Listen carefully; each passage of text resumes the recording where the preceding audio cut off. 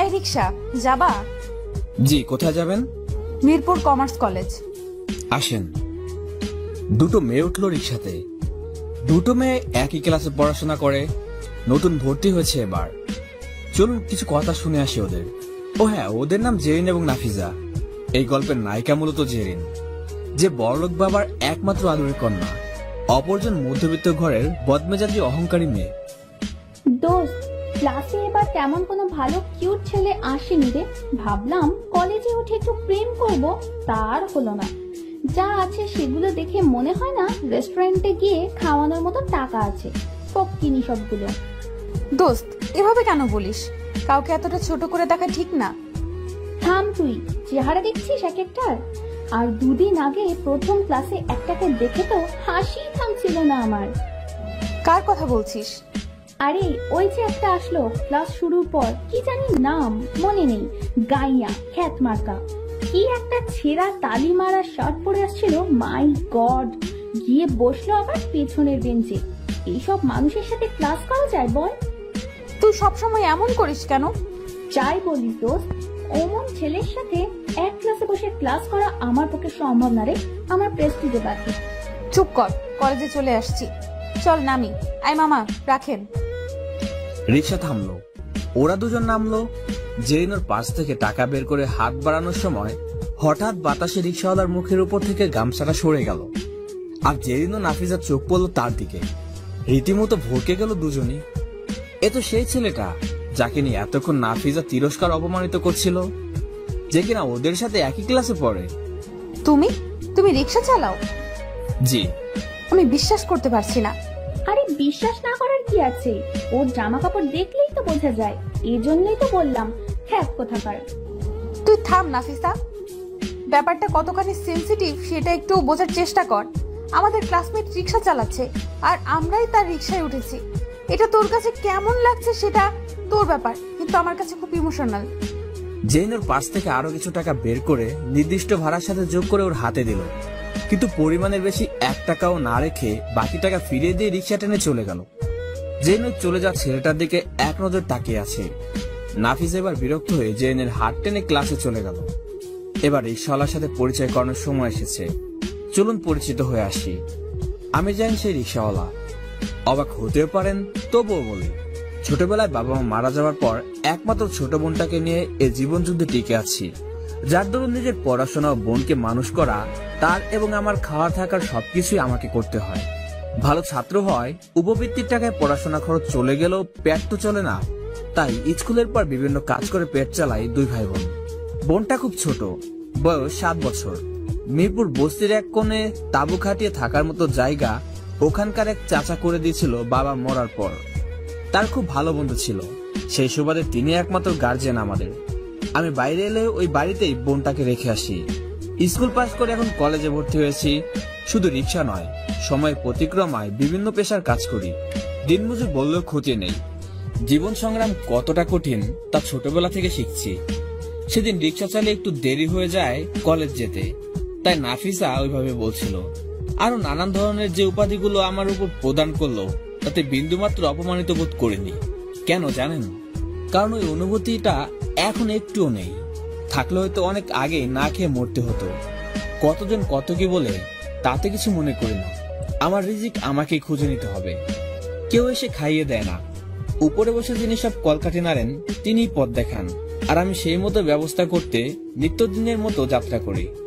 আজ সকালে 60 টাকা ইনকাম করেছি, তাই এখন সময় হয়েছে বাড়ির পাশে রিক্সা জমা দিয়ে কলেজে আসার। বোনের জন্য কয়টা চকলেট কিনে নিতে হবে, না হলে কেঁদে আমার কোলেই ঘুমিয়ে যাবে। আপন বলতে ওই আমার সব। খুব ভালোবাসি আমার ছোট বোনটাকে। কলেজে যাবার মতো তেমন ভালো কোনো জামা নেই। গতবার এক লোককে রিক্সায় উঠিয়েছিলাম শীতের সময়, খালি গায়ে কাঁপছিলাম দেখে একটা জামা আর চাদর কিনে দিছিল। সেদিন অনেক কেঁদেছিলাম। ওই স্যারকে এখনো কোথাও দেখলে খুব যত্ন আর সম্মান করে রিক্সায় তুলি। খুশি হয়ে কিছু বকশিশ দেয়। খুব ভালো মানুষ উনি। সেই জামাটাই পরে কলেজে যাই। যদিও পুরনো হয়ে গেছে, তবুও এটাই সম্ভব। পরিচয় পেয়ে কি খারাপ লাগছে? খারাপ লাগলেও কিছু করার নাই, কারণ আল্লাহ সবাইকে সবকিছু দেন না। হয়তো সময় বিশেষ কোনো মিরাকেল ঘটে। চলুন পরের কাহিনী নিয়ে কথা বলি। এদিকে নাফিজা ক্লাসে ঢুকে সবাইকে আমার ব্যাপারটা খুলে বলল। দু একজন ছাড়া সবাই হাসাহাসি তামাশা করলো আমাকে নিয়ে। জেনের বাধা সত্ত্বেও নাফিজা খুব মজা নিল। আমি ক্লাসে ঢুকতে সবাই মিলে একসাথে বলতে শুরু করলো, এই দেখ দেখ, আমাদের রিক্সাওয়ালা এসেছে। কি মামা, যাবা নাকি? শালা দিন মজুর খ্যাত কোথাকার এই শ্রমিক, আজ কত কামাইছিস? কথাগুলো খুব হাসি তামাশা করে বলতে থাকলো। আমি ছলো ছলো চোখ নিয়ে সবার দিকে একবার চোখ বুলিয়ে মাথা নিচু করে শেষ বেঞ্চে বসে পড়লাম। বুকের ভেতরটা খুব যন্ত্রণা অনুভব করছে। ভাবছি ধনীর দুলালেরা কি পড়াশোনা শিখছে? হতে পারে দিনমজুর, তাই বলে কি কোনো মূল্য নেই সমাজে? আমার মতো আরো হাজারো দিনমজুর আছে, তাদেরকেও কি এরা মূল্য দিচ্ছে? লজ্জা পায়নি, কিন্তু কষ্ট হচ্ছে কথাগুলো শুনে। শুধু বারবার একটা কথাই বলতে ইচ্ছে করে, আমার জায়গায় একবার নিজেদের বসে দেখো, জীবনটা কত কঠিন। সবারই ওই খোঁচানি কথাগুলো কানে বেজেছে। দু এক ফোঁটা জল গড়িয়ে পড়লো বইয়ের উপর। নাফিজা খুব হাসি আসছে আমাকে এইভাবে সবার কাছে তুলে ধরতে পেরে, কিন্তু কারো উপর রাগ হচ্ছে না। ওরা আমারই বন্ধু, একই ক্লাসে পড়ি। হঠাৎ সবাইকে থামিয়ে দিল জেরিন।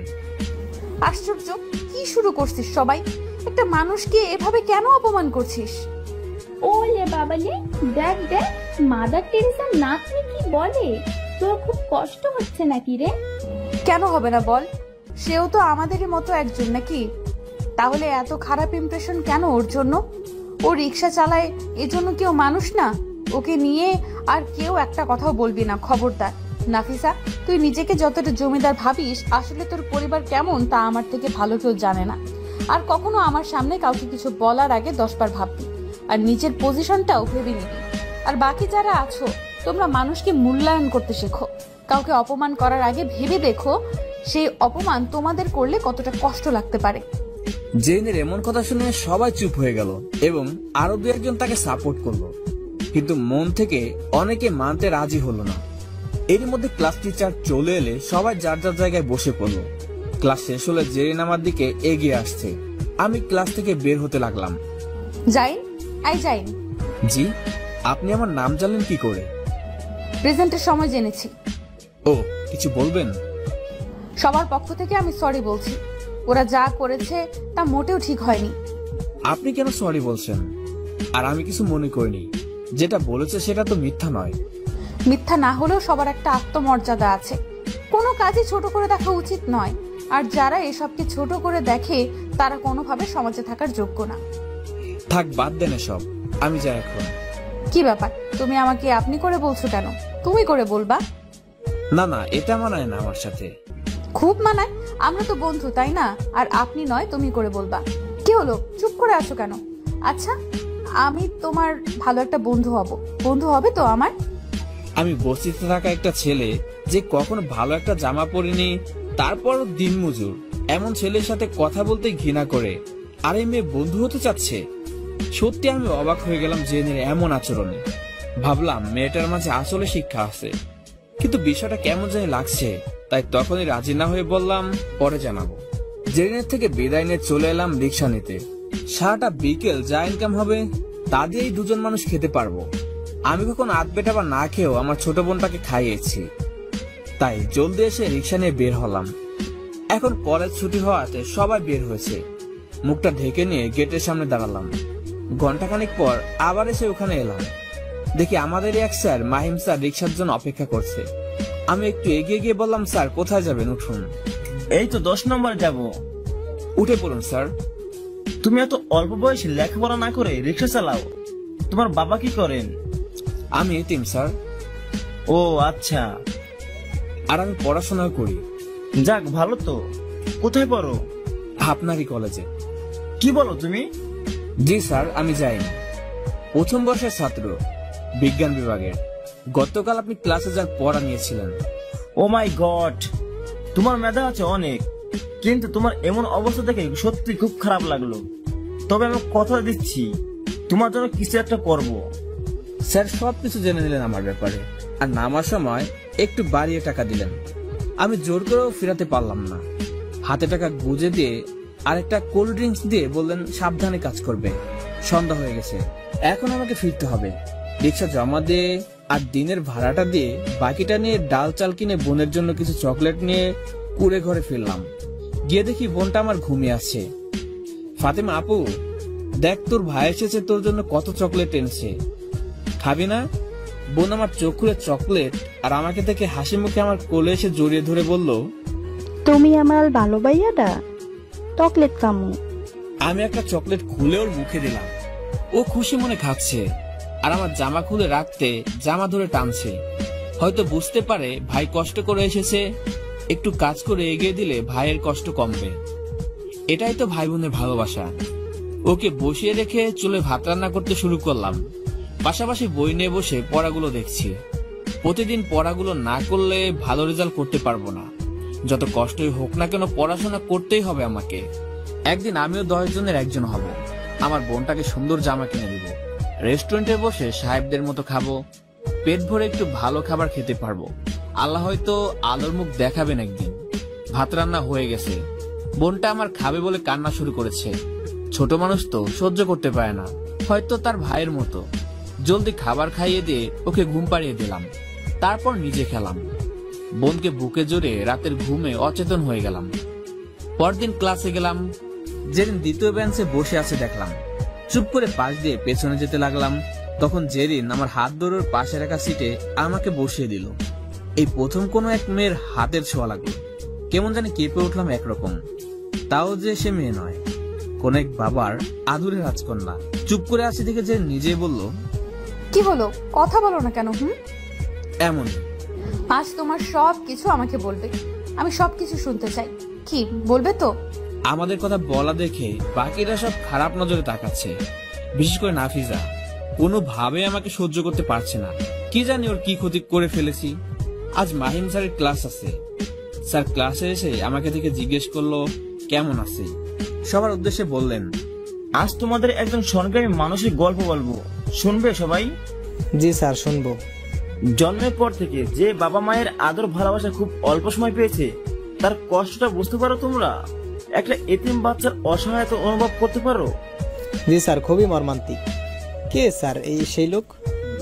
বলছি, সে তার ছোট পিচ্ছে একটা বোনকে নিয়ে থাকতো। সারাদিন হাড় ভাঙা খাটুনি খেটে দুবেলা খাবার জোগাড় করত, খেয়ে বা না খেয়ে কাটাতো।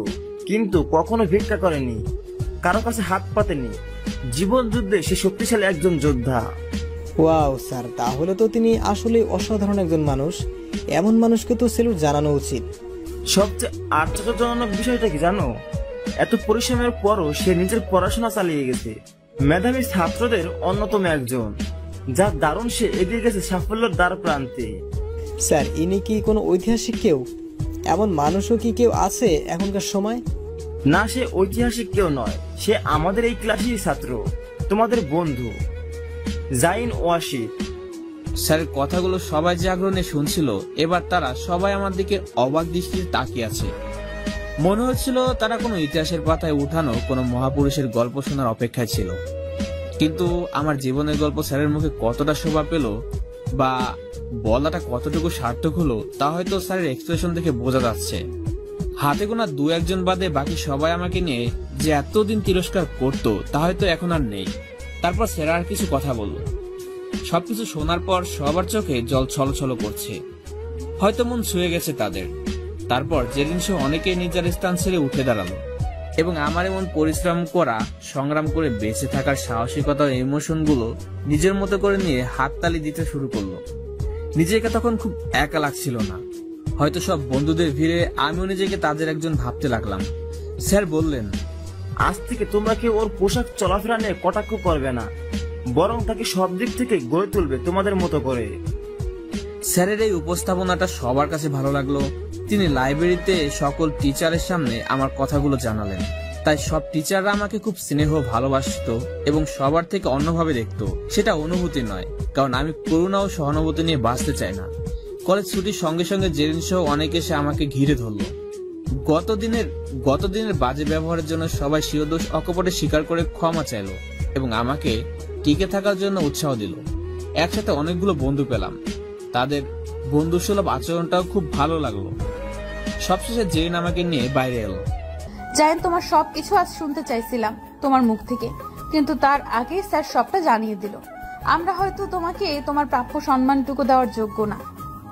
তুমি আসলে খুব মহান মানুষ, আর তোমার সাথে বন্ধু হয়ে একসাথে চলতে পেরেও নিজেকে ধন্য মনে করছি। থামুন না, এভাবে কেন বলছেন? এভাবে বললে আমার খারাপ লাগবে। আমি অতটাও নই যতটা বলছেন। আমি সাধারণ কেউ। এটাই তোমার বড় গুণ, বুঝলে? আর হ্যাঁ, যদি একবার আপনি আপনি করো তবে কান টেনে ছিঁড়ে ফেলবো। তুমি করে বলো। আচ্ছা ঠিক আছে, বলবো। এবার খুশি তো? চলো ক্যান্টিনে যাই। ওখানে গিয়ে কি করব? ক্ষুধা লাগছে, খাবো, চলো। না, তুমি যাও, আমার ক্ষুধা লাগেনি। তুমি গিয়ে খেয়ে নাও। আরে আমি একা খাবো না বলেই তো তোমাকে নিয়ে যাব বলে বললাম। দেখো, আমার ওখান থেকে খাবার মতো টাকা নাই, তাই ওখানে যাবার ইচ্ছেও কখনো আসেনি। কিছু মনে করো না, তুমি যাও। আজই আমি কি বলেছি তোমার থেকে খাবো? না, তুমি আমাকে বলোনি। তাহলে আমি তো নিয়ে যাচ্ছি তোমার সাথে বসে খাবো বলে। চলো। না না, আমি খাবো না। যেদিনকে আমাকে অনেকগুলো টাকা বকশিশ দিবে, সেদিন আমার বোনের জন্য কিছু কিনে যদি টাকা থাকে তবে আমিও কিছু খাবো আর তোমাকেও বলবো। তোমার সাথে এখানে বসে খাবো। আর আমার ছোট বোনটা? না না, তুমি যাও। আর আমাকে কখনো খাবার জন্য কিছু বলো না প্লিজ। জেনের চোখ দুটো চকচক করে উঠলো জলে। কপাল ছেয়ে গেল তার। আমার কথায় বুঝতে পারলো হাজার কষ্ট করলেও খাবার কিনে দিতে আর খাওয়াতে সে ব্যর্থ হবে। তাই একটা রিকোয়েস্ট করলো, ও আমার সাথে আমার বাসায় গিয়ে বোনটাকে দেখবে। অনেক রিকোয়েস্ট করলো। ওর মতো এমন একটা মেয়েকে আমি কি করে ওই নোংরা পরিবেশে নিয়ে যাব সেটাই ভাবছি। বাসা বলতে তো একটা তাঁবু, ওখানে পৌঁছাতে কয়েকটা ময়লা কারখানা পার হতে হবে। তাতে ওর সুন্দর জুতা আর পা নোংরা হয়ে যাবে। তবুও জোর করলো আমাকে। অবশ্যই সাথে নিয়ে গেলাম জেরিনকে। যেতে যেতে অনেক কথা বললো জেরিন। ওর মনটা যে একদম পরিষ্কার তার প্রতিটা কথা শুনে স্পষ্ট বুঝে গেলাম। ওকে রিক্সার গ্যারেজটা দেখালাম। তারপর ও কিছু চকলেট আর নানান জিনিস কিনে নিল। আমি শুধু বাধা দিয়ে আটকাতে পারিনি। আমার এসব পছন্দ হয় না কেন জানি। হয়তো সবাই সহানুভূতি নয়, মন থেকেই দেয়, তবুও মানতে কষ্ট হয় আমার। বস্তিতে ঢুকতেই জেরিন বলল, যাই, এখানে তুমি কি করে থাকো?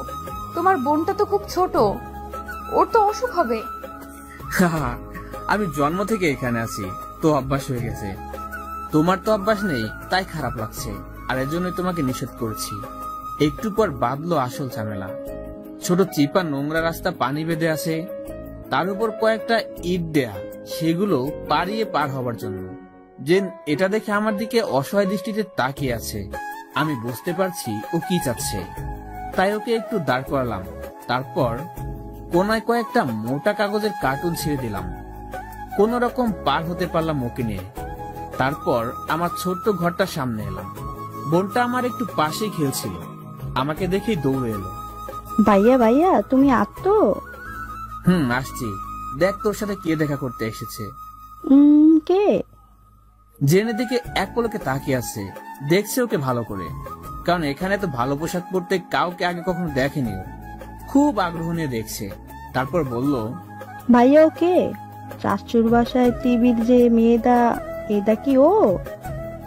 হয়তো চাচার বাসায় টিভিতে কোনো নায়িকাকে দেখেছিল, তাই ভাবছে ও মনে হয় সে। ছোট মানুষের ভাবনা যা হয় আর কি। না রে, ওর নাম জেরিন, আমার সাথে পড়ে। এত কিছু না বুঝেও একটুকু বুঝেছে সে আমার পরিচিত। জেরিন ওর দিকে তাকিয়ে দেখছে, তারপর হাত থেকে ব্যাগগুলো নামিয়ে ওকে কোলে নিতে গেলে আমি বাধা দিলাম। ওর সুন্দর জামাটা নষ্ট হয়ে যাবে সেজন্য। কারণ বোনটা আমার মাটিতে খেলছিল, শরীরে ধুলাবালি লেগে আছে। কিন্তু জেরিন ওসবের তোয়াক্কা না করে কোলে তুলে নিল। বোনটাও আমার ওর কোলে গিয়ে একদম চুপ করে আছে, এমনিতে কারো কোলে যেতে চায় না।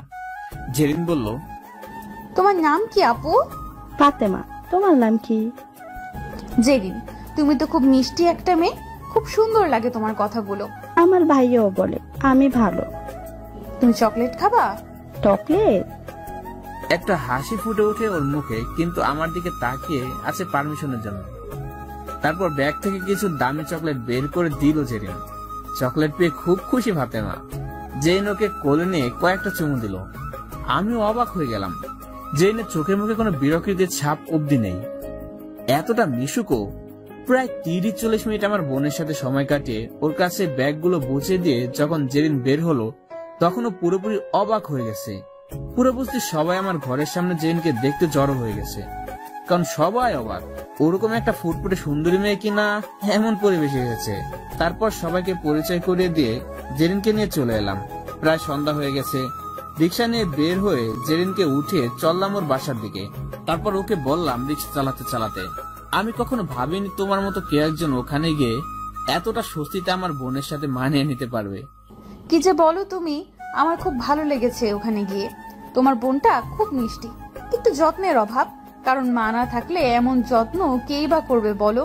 তুমি চিন্তা করো না, সব ঠিক হয়ে যাবে। আর আমি কিন্তু মাঝে মাঝে আসবো ওকে দেখতে। তোমার বাবা মা জানলে তোমাকে খুব বকবে। না, মোটেই না, তারা শুনলে আরো খুশি হবে। শোনো না, একটা কথা বলবো। কি কথা বলো? বলছি যে সারাদিন কত টাকা ইনকাম হয়? সব সময় তো চালাতে পারে না, তবুও মোটামুটি 250 থেকে 300 টাকা হয়, যদি রাতেও কিছু সময় চালাই। আজ বিকেলে তো ফাঁকা গেল আমার জন্য, তো আমি যদি এই টাকাটা তোমাকে দেই, তুমি রাগ করবে না তো? অবশ্যই করব, আমি তোমার থেকে টাকা কেন নেব? আরে আমার জন্যই তো হয়নি, তাই না? না না, তবুও নিব না। এখন থেকে 2 ঘন্টা চালালে যা হবে তাতেই যথেষ্ট। জেন চুপ করে থেকে আবার বলল, আচ্ছা, এভাবে কষ্ট না করে তুমি তো একটা কাজ করতে পারো। যেমন কোনো রেস্টুরেন্টে পার্ট টাইম কাজ করলে তাতে টাকাও হবে, খাবারও হবে, আর তোমার বোনটাও তো বড় হচ্ছে, তাই না? কে দিবে এমন চাকরি? আচ্ছা, দেখি আমি কিছু করতে পারি কিনা। আর তুমি তো ভালো ছাত্র, কয়েকটা টিউশনি করালে তো আরো ভালো হবে, তাহলে এত কষ্ট করতে হতো না। চিনে না জানে না আমাকে কেউ হুট করে কি টিউশন দিবে? তার জন্য তো রেফারেন্স টেনে কথা তুলবে, বুঝলে? আচ্ছা, তোমাকে এত কিছু ভাবতে হবে না, যা করার আমি করব। আর তোমার ফোনও নেই যে যোগাযোগ করব। দেখি কি করা যায়। এত কিছু করতে হবে না, আমি এমনিতে অনেক খুশি তোমার উপর। জেনের বাসার সামনে এসে মাথা ঘুরে গেল আমার। এত বড় অট্টালিকা, বাপরে! জামকালো ভাবে সাজানো বাড়িটা। এত বড় বাড়ির মেয়ে আজ বস্তির নোংরা পরিবেশে ছিল, সেটা জানলে তো আমাকে পিঠাবে মনে হয়। রিক্সা থেকে নেমে জেরিন একটা 500 টাকার নোট গুজে দিল আমার পকেটে। টাকাটা বের করে বললাম, আমার কাছে খুচরো নেই, তুমি খুচরো টাকা দাও। খুচরো করতে হবে না, ওটা তুমি রেখে দাও। না না, আমি নিতে পারবো না।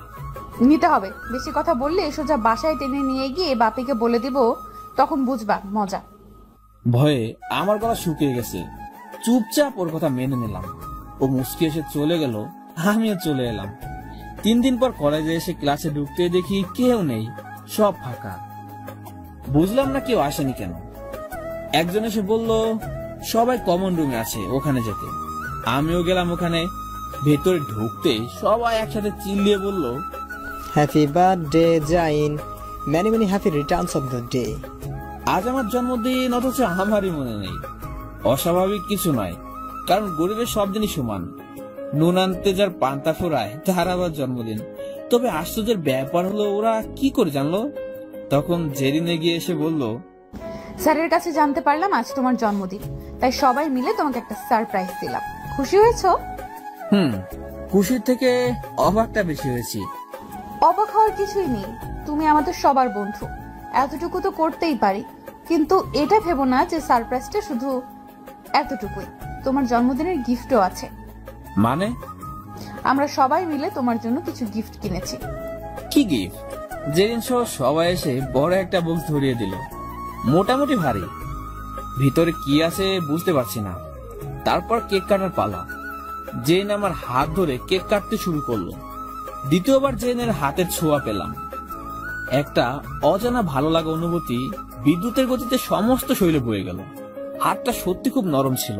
সবাই মিলে আমার জন্মদিনটা এভাবে আয়োজন করে এত মজা করে করবে, এটা আমার কাছে স্বপ্ন ছাড়া কিছু নয়। তবুও তা বাস্তবে রূপ নিল।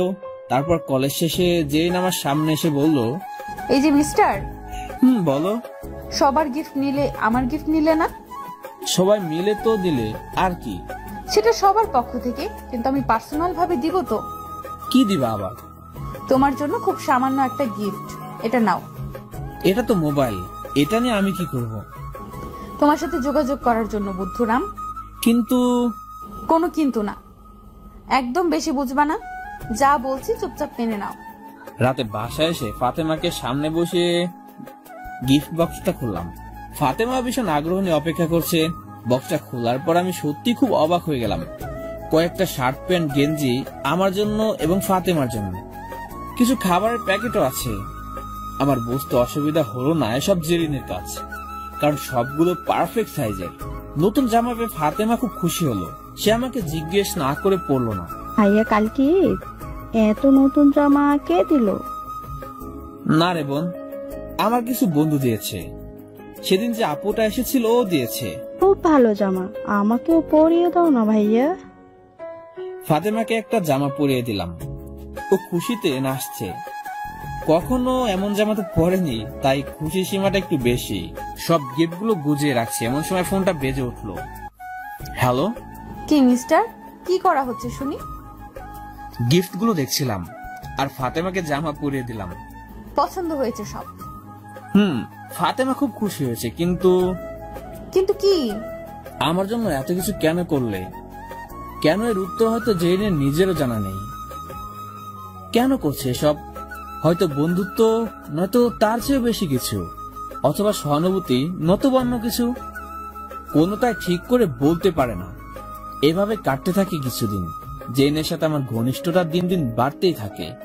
তবে আমি তাকে খুব ভালো একটা বন্ধু ভাবতে শুরু করলাম, কারণ কোনো কিছুর বিনিময় বা পাবার আশা নিয়ে সে আমার জন্য এত কিছু করছে না। ওর মন মানসিকতা সম্পর্কে যতই জানছি ততই অবাক হচ্ছি। আসলে দুনিয়া এখনো ভালো মানুষ আছে বলেই হয়তো পৃথিবীটা এখনো সুন্দর। কয়েকদিন পর মাহিম স্যার আমাকে ডেকে পাঠালেন। শোনো জাইন। জি স্যার। টিউশনি করাতে পারবে না? সেটা তো পারবো, কিন্তু স্যার আমার কাছে কে দিবে টিউশনি করাতে? আমার এক পরিচিত অভিভাবক আছেন, ওনার ছোট দুটো বাচ্চা আছে। ছোটটা 4th শ্রেণী আর বড়টা হয়তো একটু বড় হবে। ওদের জন্য ভালো একটা টিচার খুঁজতে কাল আমাকে জানিয়েছিল। বেশ ভালো পারিশ্রমিকও দিবে। তখন তোমার কথা মনে পড়লো। এখানে টিউশনি করালে তোমার হয়তো আর রিক্সা চালানো লাগবে না, এমনকি খুব ভালো করে চলতে পারবে। তারপর আরো 2-1টা টিউশনি তখন নিজেই জোগাড় করতে পারবে। আমি ঠিকানা লিখে দিচ্ছি, তুমি আজই বিকেলে ওখানে যাবে। আর আমি ওনাকে কল করে জানিয়ে দেবো, কেমন? ধন্যবাদ স্যার, চিরকৃতজ্ঞ থাকবো। তোমার জন্য কিছু একটা করতে পেরে আমার নিজেরও ভালো লাগছে। আচ্ছা স্যার, তাহলে আমি আসি। আচ্ছা এসো, আর আমাকে জানিও। আচ্ছা স্যার। কলেজ থেকে বের হয়ে আল্লাহর কাছে শুকরিয়া আদায় করতে করতে এগিয়ে যাচ্ছি। ফাতেমাকে দুপুরে খাইয়ে ঘুম পাড়িয়ে তারপর বের হই ঠিকানা মতো। বাসার সামনে গিয়ে দাঁড়িয়ে আছি, কাউকে দেখতে পাচ্ছি না। দারোয়ানও মনে হয় নেই। অগত্য অপেক্ষা করা ছাড়া আর কোনো উপায় নেই। হঠাৎ রিক্সা থেকে এসে দাঁড়ালো বাসার সামনে। আমি পিছনে ঘুরে তাকাতেই অবাক হয়ে গেলাম। জেরিন এখানে কি করছে? জেরিন রিক্সা থেকে নেমে আমাকে দেখে ও অবাক হয়ে গেছে। জাইন, তুমি এখানে কি করছো? আমি তো এসেছিলাম ওই বাসায় নাকি একজন টিউটর লাগবে, মাহিম স্যার বলে পাঠালো, তাই আসছি। কিন্তু তুমি এখানে কি করছো? জেন আমার কথা শুনে মুচকি হাসি হাসছে চুপ করে। তারপর বলল, চলো ভেতরে যাই।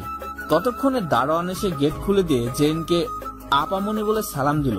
বুঝলাম পরিচিত, কিন্তু এবারের সাথে তার সম্পর্ক কি সেটা মিলাতে পারছি না। ভেতরে গিয়ে একজন মধ্যবয়সী লোক এলেন।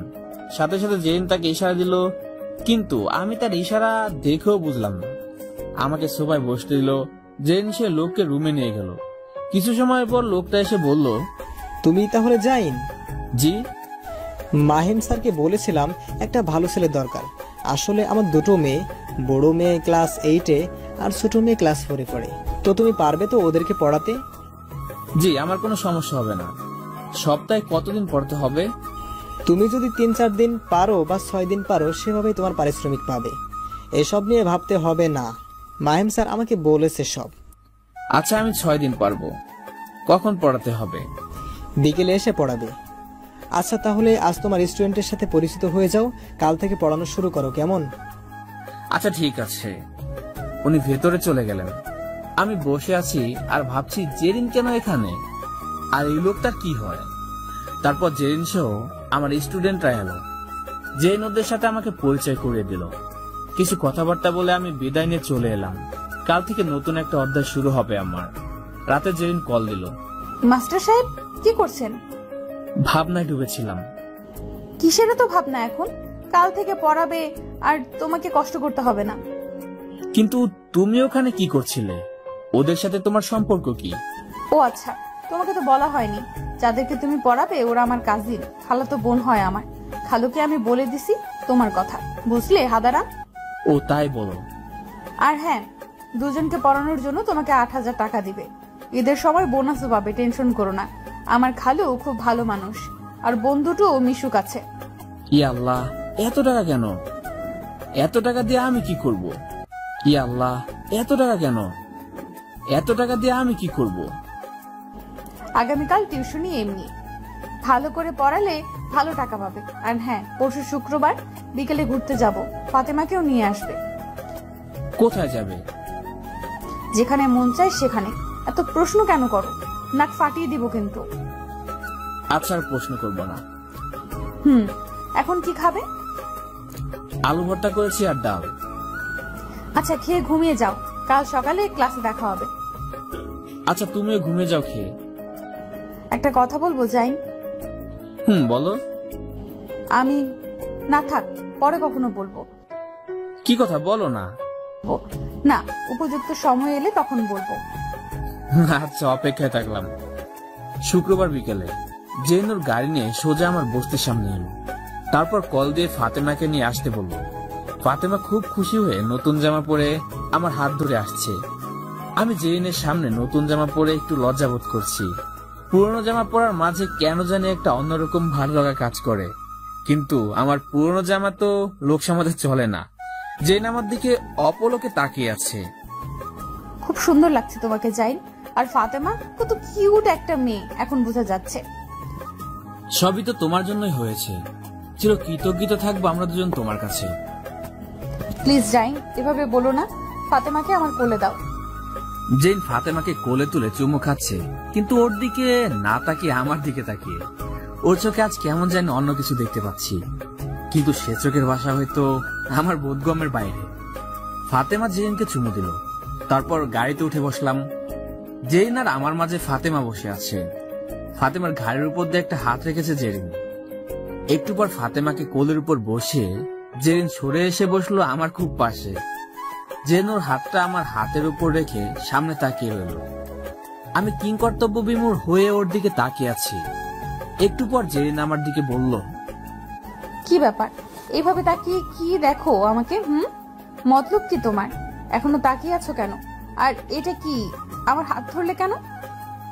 আমি কখন হাত ধরলাম? যাই, এটা কিন্তু একদম ঠিক না। আমি জেনের এমন কথা শুনে আকাশ থেকে পড়ে মাটিতে তলিয়ে যাচ্ছি। কি বলবো কিছু বুঝতে পারছি না। ওর এক্সপ্রেশনটা খুব রুড হয়ে আছে।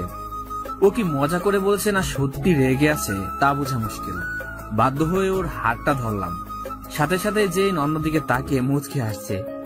আমি অবুঝ বাচ্চার মতো ওর হাতটা শক্ত করে ধরে থাকলাম। জেনের হঠাৎ এমন রেগে যাওয়া, পরক্ষণে হাসি দেওয়ার কোনো মানেই খুঁজে পেলাম না। হয়তো আমার মতো ছেলেরা সব না খোঁজে ভালো, কারণ বাস্তব জীবন অনেক কঠিন।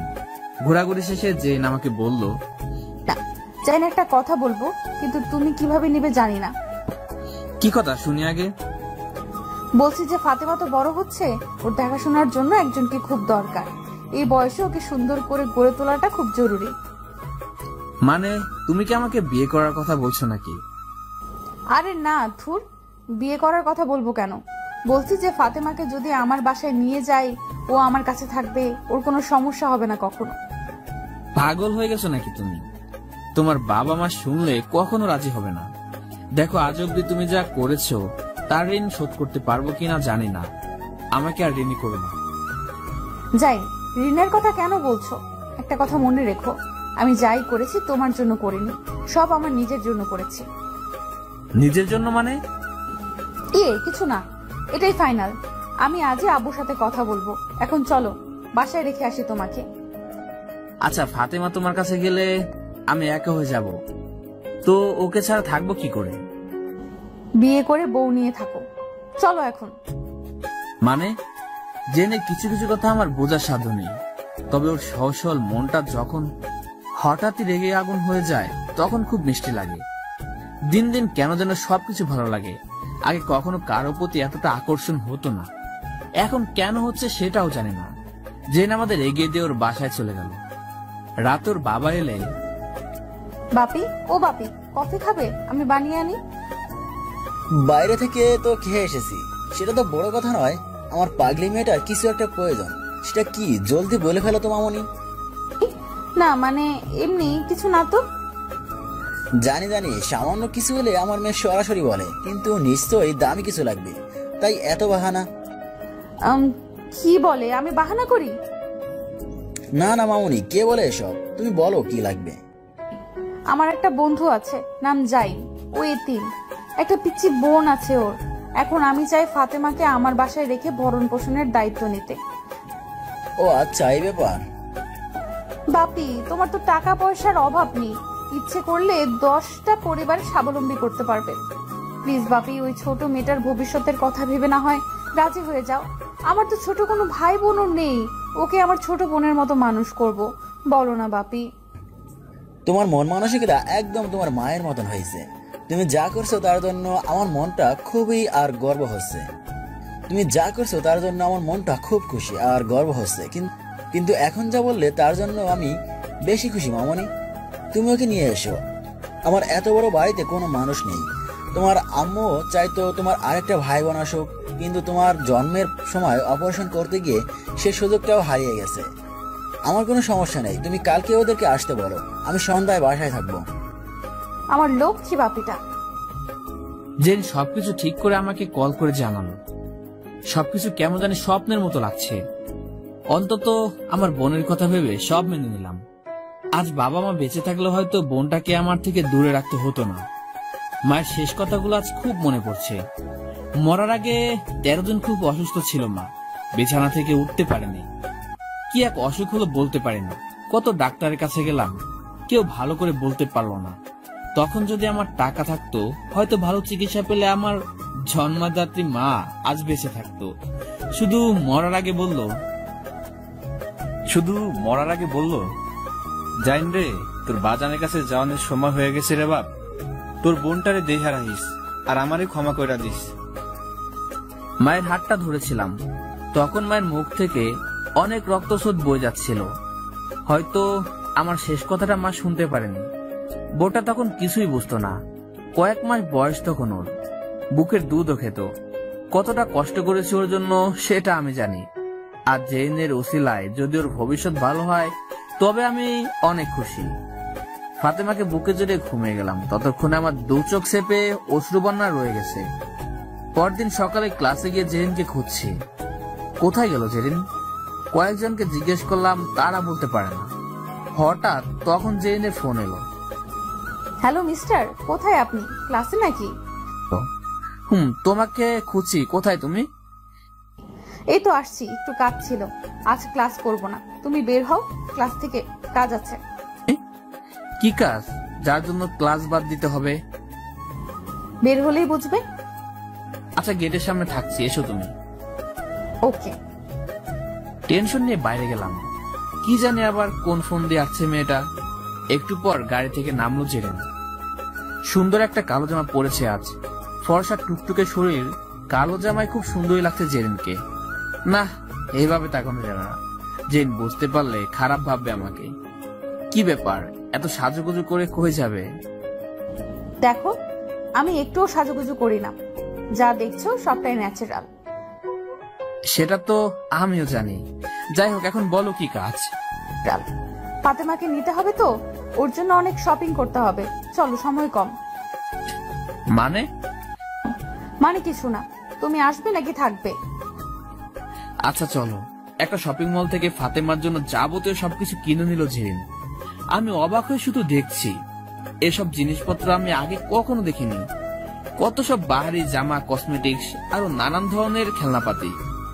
অবশেষে কেনাকাটা শেষ করে ফাতেমাকে নিয়ে চলে গেল জেরিন। আমিও সাথে গেলাম। বাড়ির ভেতরে ঢুকে মাথা ঘুরতে লাগলো আমার। এত সুন্দর বাড়ি শুধু টিভিতেই দেখছি এতদিন। কত সব সাজানো দামি আসবাবপত্র। জেনুর আম্মুকে ডেকে আমার সাথে কথা বলতে রেখে ফাতেমাকে নিয়ে গেল গোসল করাতে। আন্টি বলল, বাবা, তোমার সবকিছু শুনে খুব খারাপ লেগেছিল। বাবা মাকে এত অল্প বয়সে হারিয়ে যে পরিশ্রম করে বোনকে বড় করলে, তা সত্যি সবাই পারে না। আজ থেকে তুমি আর এতিম নও। তোমার এক মা চলে গেছে, তাতে কি, আরেক মা তো বেঁচে আছে। আমাকে আন্টি না ডেকে মা বলেই ডেকো। আমি আর নিজেকে সামলাতে পারিনি। হাউমাউ করে কেঁদে ফেললাম আন্টিকে জড়িয়ে ধরে। আন্টি আমাকে সান্ত্বনা দিচ্ছেন ঠিক মায়ের মমতার মতোই। এতদিন খা খা করা বুকটা মায়ের শূন্যতে যে আর্তনাদের ঝংকার বাস্তব, তা আজ হয়তো অনেকটাই থেমে গেছে। আমার ভাবতে কষ্ট হচ্ছে, এত ধনী পরিবারের মানুষ তারা এতটা ভালো মনের হতে পারে। সবাই খারাপ হবে এমন সবসময় হয় না। আপন করে নিতে পারা মানুষ খুব কমই আছে। নয়তো টাকার অহংকারে নিজের পরিচয়ে আকাশচুম্বী ভাবা মানুষের অভাব নেই সমাজে। আজ অনেক স্নেহ পেলাম, আর বুঝতে অসুবিধা বাকি নেই আমার ছোট বোনটা এখানে কতটা ভালো থাকবে। একটু পর জেরিন ফাতেমাকে নিয়ে এলো। দেখো না আম্মু, ফাতেমাকে কত কিউট লাগছে। ঠিক মতো যত্ন না নিলে যা হয়। এখন থেকে 1 মাস পর ওকে চেনাই যাবে না। আজ আমার ছোট বোনের অভাব পূরণ হলো। এখন থেকে তুই আপুর কাছে থাকবি। ফাতেমাকে রেখে আমি গেলাম টিউশনি করাতে। আজ প্রথম দিন। শুরুটা ভালো হয়েছে। দুজনই ভালো ছাত্রী, অল্পতেই বুঝতে পারে মনে হচ্ছে। তবে দুষ্টুও কম নয়। টিউশনি শেষ করে জেরিনের বাবার সাথে কথা বলবো বলে ওদের বাসায় যাচ্ছি। এমন সময় রাস্তায় দাঁড়িয়ে গেলাম। দুটো লোক একটা বৃদ্ধ রিক্সাওয়ালার সাথে খুব বাজেভাবে কথা বলছে। ব্যাপারটা আমার ভালো লাগলো না। এগিয়ে গেলাম। কি হয়েছে সেটা জানার জন্য বৃদ্ধ কাকাকে জিজ্ঞেস করলাম। তিনি যা বললেন তা ছিল এমন, ওই 2 লোক একটা রেস্টুরেন্টের সামনে থেকে এই রিক্সায় উঠে। তাদের মধ্যে যে কথা হচ্ছিল তা ছিল এমন। কত টাকা টিপস দিলি তুই? 100 টাকা। এত টাকা টিপস দিয়ে লাভটা কি? 20 টাকা দিলেও তো হতো। বলদ, ওখানে 20 টাকা চিপস দিলে মানসম্মত থাকতো। চক্ষু লজ্জা বলে তো কিছু একটা আছে নাকি? আর আমার কি টাকা পয়সার অভাব আছে যে 100 টাকা দিলে কমে যাবে? ভালোই, আজকাল টাকা তোর বেশি হয়ে গেছে। এরকম টাকার গরম দেখিয়ে লোকটি আরো কিছু কথা বলেছে। তারপর বৃদ্ধ লোকটি তাদেরকে নামিয়ে 20 টাকা রিক্সা ভাড়া নেবার পর তাদেরকে রিকোয়েস্ট করে বলল, স্যার, আমার মেয়েটার অবস্থা খুব খারাপ। ভালো ডাক্তার দেখাতে টাকা দরকার। ওষুধ কেনার মতো টাকা জোগাড় করতে পারিনি। যদি 10 টাকার বেশি দিতেন তাহলে উপকারিত হতো। এই সামান্য কথায় লোকটি নাকি খেপছেন। তার ভাষ্য ছিল এমন, শালা ভিক্ষুকের জাত, যত সব মিথ্যা কথা বলে টাকা আদায় ধান্দা শুরু করছিস। আমার কি টাকা সস্তা হয়ে গেছে নাকি? ভাড়া বেশি চাস কেন? এসব ছাড়াও আরো কিছু কথা বলেছে যা ছিল অপমানজনক। বৃদ্ধ লোকটি পুনরায় তাকে বোঝানোর চেষ্টা করেও কোনো লাভ হয়নি। এমন সময় আমি ওখানে উপস্থিত হয়েছি। সবটা শোনার পর ওই অহংকারী লোকটাকে বললাম, আপনার বাবার বয়সী লোকের সাথে কেমন আচরণ করলেন এটা? উনি তো বেশি ভাড়া নেননি। উনি আপনাকে রিকোয়েস্ট করেছে। আপনার সামর্থ্য থাকলে দিতেন, না হলে দিতেন না।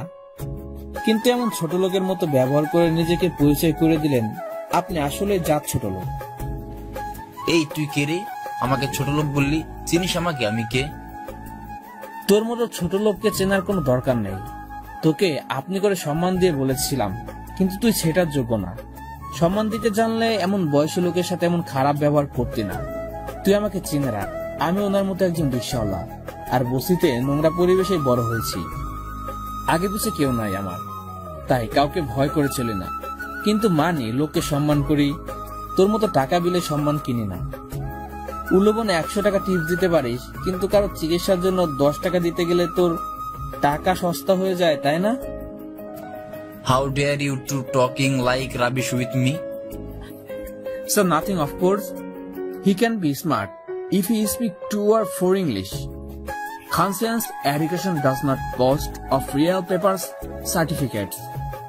I can speak English like you. I can speak English like you too. Do not behave badly with any labor in the future. In you have a human baby. Get lost from here. বৃদ্ধ লোকটিকে আমার pocket থেকে খুচরা 12 টাকা হাতে দিয়ে বললাম, আমি আপনারই মতো একজন। আমার সামর্থ্য ছিল এতটুকুই। যদি কখন আবার দেখা হয় তখন পারলে না আরো কিছু দিব।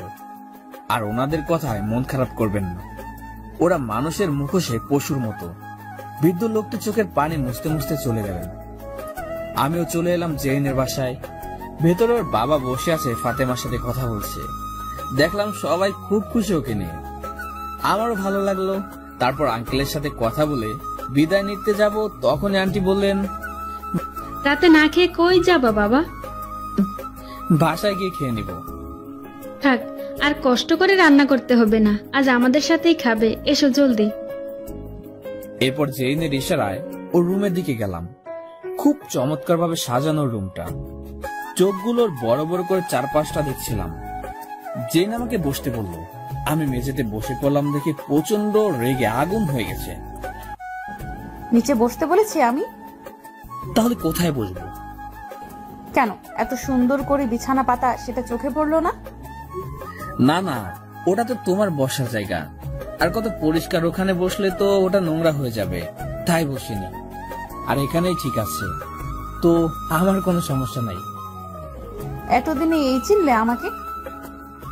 মানে? ওখান থেকে উঠে এখানে এসে বসো। কিন্তু আর একটা কথা বললে খুব খারাপ হয়ে যাবে, বলে দিলাম। আচ্ছা বসতি।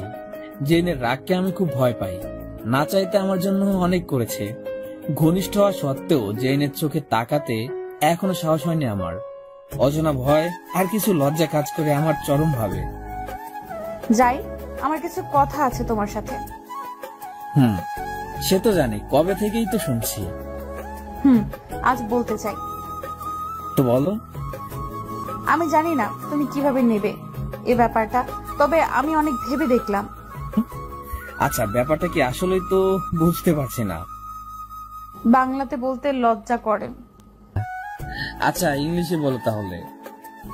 I think I'm in love with you. I spent every moment thinking of you. In everything I found you.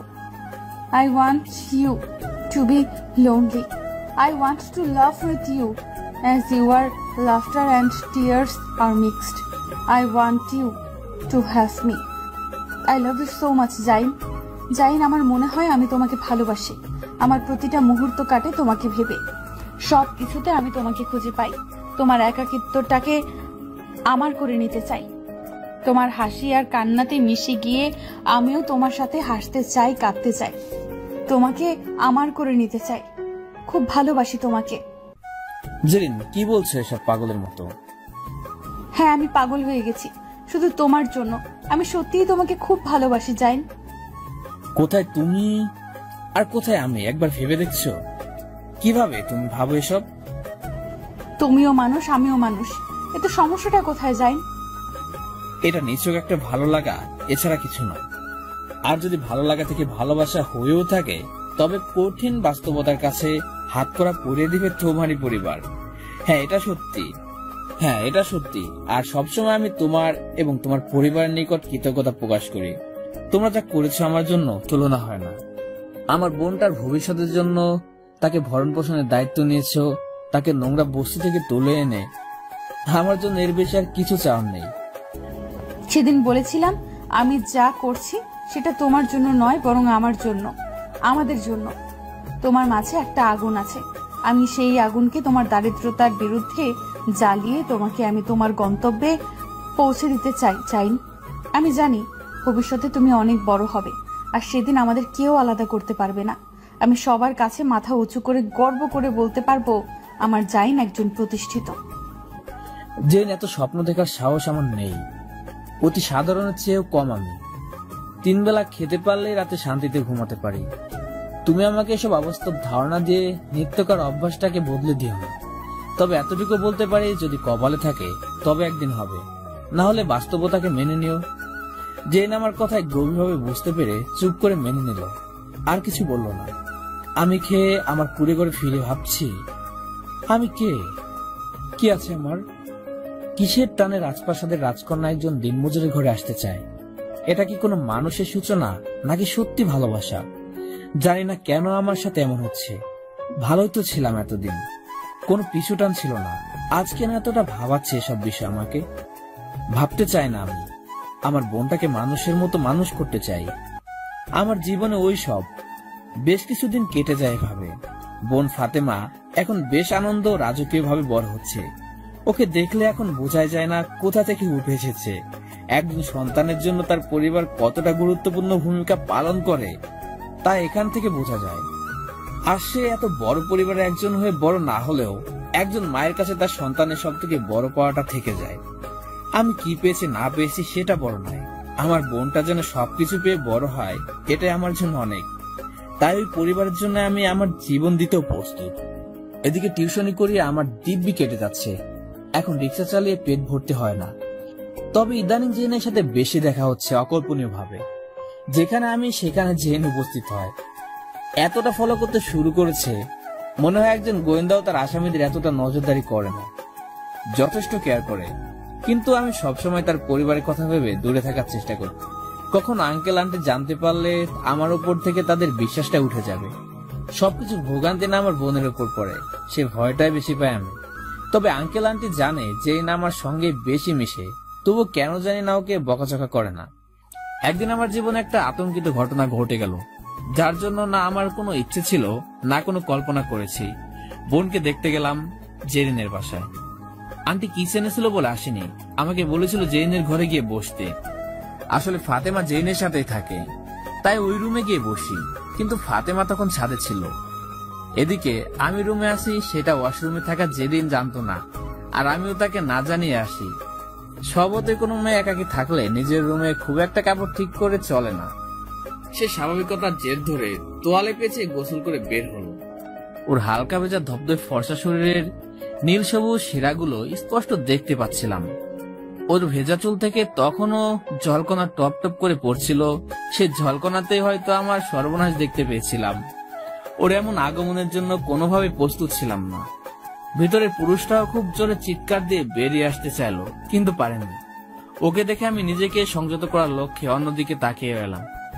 কিন্তু কাছে বাবার স্বপ্ন বুনে যে এতদিন আকুলতার সমুদ্রে হাবুডুবু খাচ্ছে, সে জেইনকে আমাকে এত সহজে এত কাছে পেয়েও ছেড়ে দিবে, এতটা হয়তো স্বপ্নেও সম্ভব না।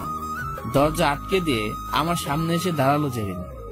আজকে জেরিনকে যতটা সুন্দরী ও আকর্ষণীয় লাগছে, তার থেকে চোখ ফিরিয়ে রাখা দায়। কিন্তু তারপর ওর হাতের ছোঁয়াতে ওর দিকে তাকাতে বাধ্য হলাম।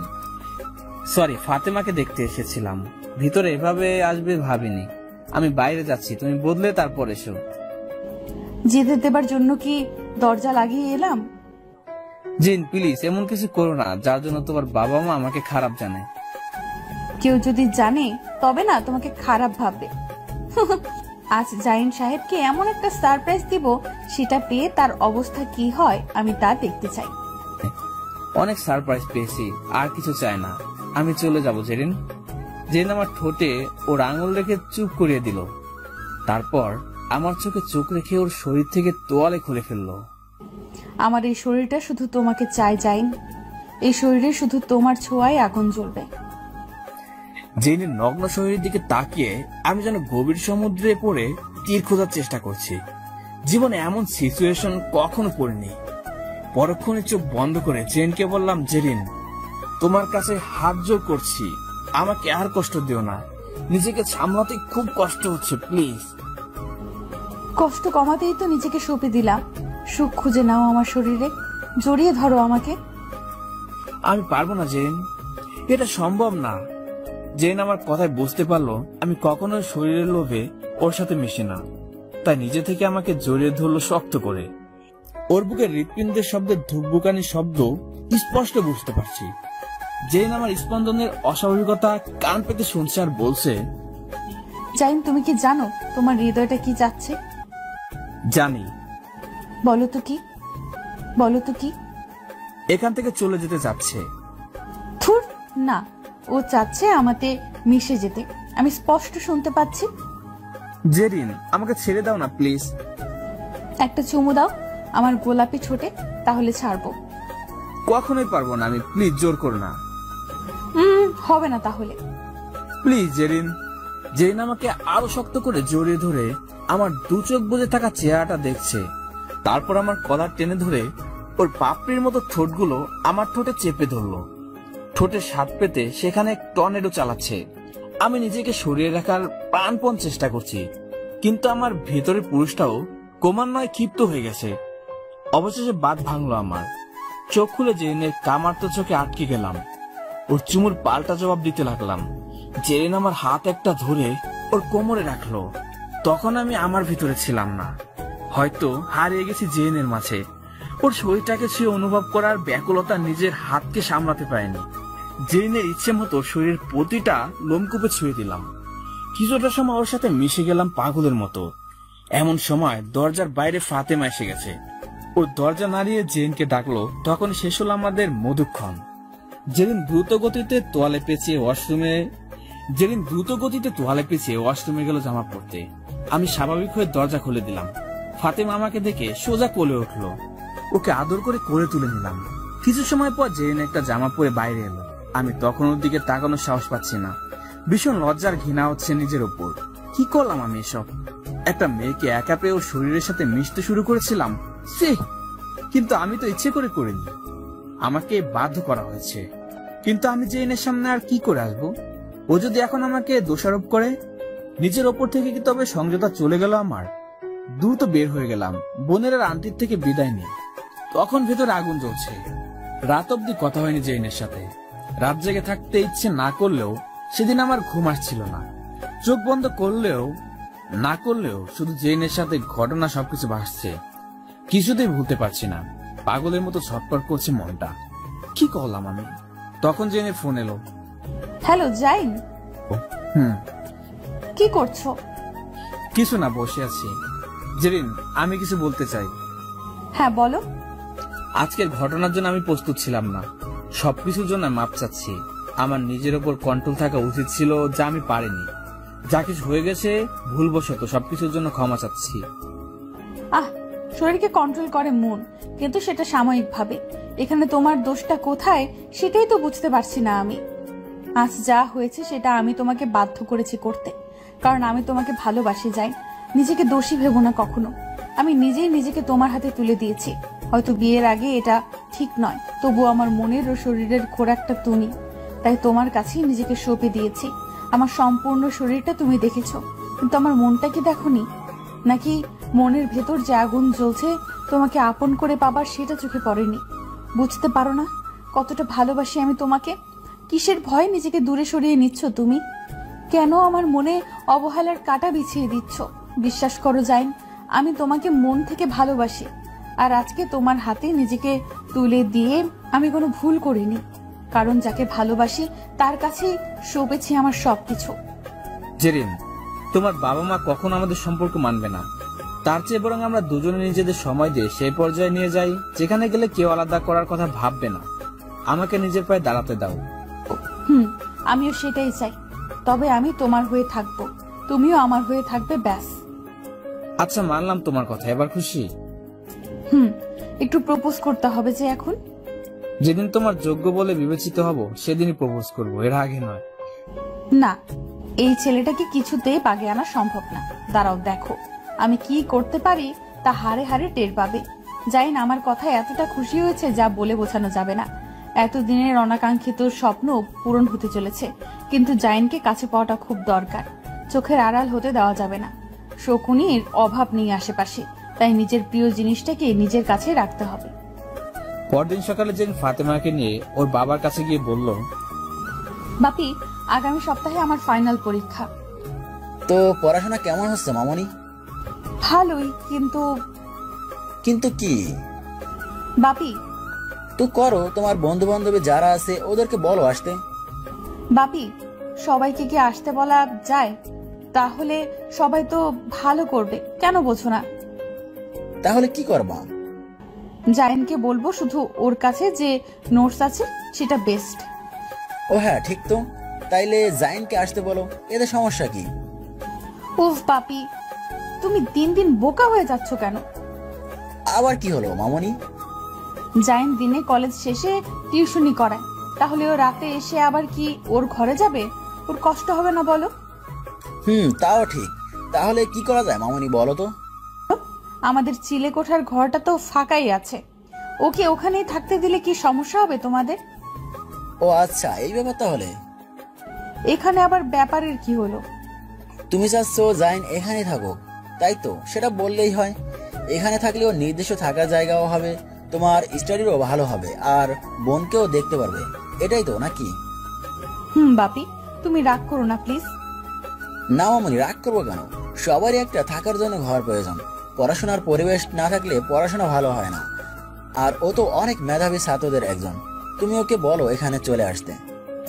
কিন্তু আম্মু কি বলবে? তুমি আম্মুকে বলে দাও। তোমার আম্মু কিছু বলবে না। তোমার আম্মুই কাল বলেছিল জাইনের জন্য একটা রুম দেখতে থাকার জন্য। নিজেদের রুম থাকতে ওকে বাইরে রাখার কি দরকার? আমার লক্ষ্মী বাপি। তুমি কাউকে বলে দাও ওই রুমটা পরিষ্কার করে রাখবে। আচ্ছা ঠিক আছে বাপি। জেরিন তার প্ল্যান মতো রুমও ঠিক করে দিল, কিন্তু প্রিয় মানুষের জন্য রুমটা অন্য কেউ পরিষ্কার করবে এটা তার মনপুত হলো না। তাই নিজেই গিয়ে রুমটা সুন্দর করে পরিষ্কার করে রাখলো। তারপর কল করলো আমাকে। হ্যালো মিস্টার, কোথায় আপনি? এই তো টিউশনি করাতে যাব। আচ্ছা ঠিক আছে যাও, আর শোনো টিউশনি শেষ করে আমাকে কল দিও, কথা আছে। আচ্ছা ঠিক আছে। আমি বের হয়ে গেলাম টিউশনি করাতে। এদিকে জেরিন গাড়িতে ফাতেমাকে নিয়ে বের হলো। তারপর সন্ধ্যায় বাসায় ফিরে এলো। কোথায় গেল সেটা পরে জানতে পারবে। আমি টিউশনি করিয়ে কল দিলাম জেরিনকে, ও ধরলো না। তাই চলে গেলাম আমার বস্তির ঘরে। গিয়ে দেখি আমার তাঁবুটা উল্টোপাল্টা হয়ে আছে। বুকটা কেঁপে উঠল। শেষ আশ্রয়টুকু কি শেষ হয়ে গেল? কাছে গিয়ে দেখি ভিতরে কিছুই নেই, শুধু ছেঁড়া একটা পাটি পড়ে আছে। কি করে হলো এসব? কে করলো এমন কিছুতেই বুঝতে পারছি না। আশেপাশে সবাইকে জিজ্ঞেস করলাম, কেউ কিছু বললো না, শুধু বললো তারা কেউ দেখেনি। চোখটা ঝাপসা হয়ে গেছে। জেরিনকে কল দিলাম। হ্যালো জেরিন। হ্যাঁ বলেন স্যার। আমার সবকিছু শেষ। কি হয়েছে? আমার শেষ আশ্রয়টুকু কে জানি নষ্ট করে দিয়েছে আজ। টিউশনি থেকে ফিরে এসে দেখি সব উল্টোপাল্টা হয়ে আছে। আমার একটা দামি জিনিস ছিল সেটাও নেই। সব নষ্ট হয়ে গেলেও এত কষ্ট পেতাম না, কিন্তু ওটা আমার কাছে অমূল্য সম্পদ ছিল। কি এমন জিনিস ওটা? আমার মায়ের শেষ স্মৃতি একটা ছবি। তাতে বাবা মা আর আমি ছিলাম। তখন আমার বোনের জন্ম হয়নি।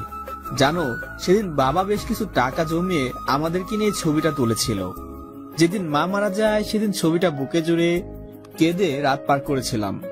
যখন মাকে খুব মনে পড়ে তখন ছবিটা দেখতাম। আজ হয়তো আর মাকে দেখতে পাবো না জেরিন। আজ খুব কষ্ট হচ্ছে আমার।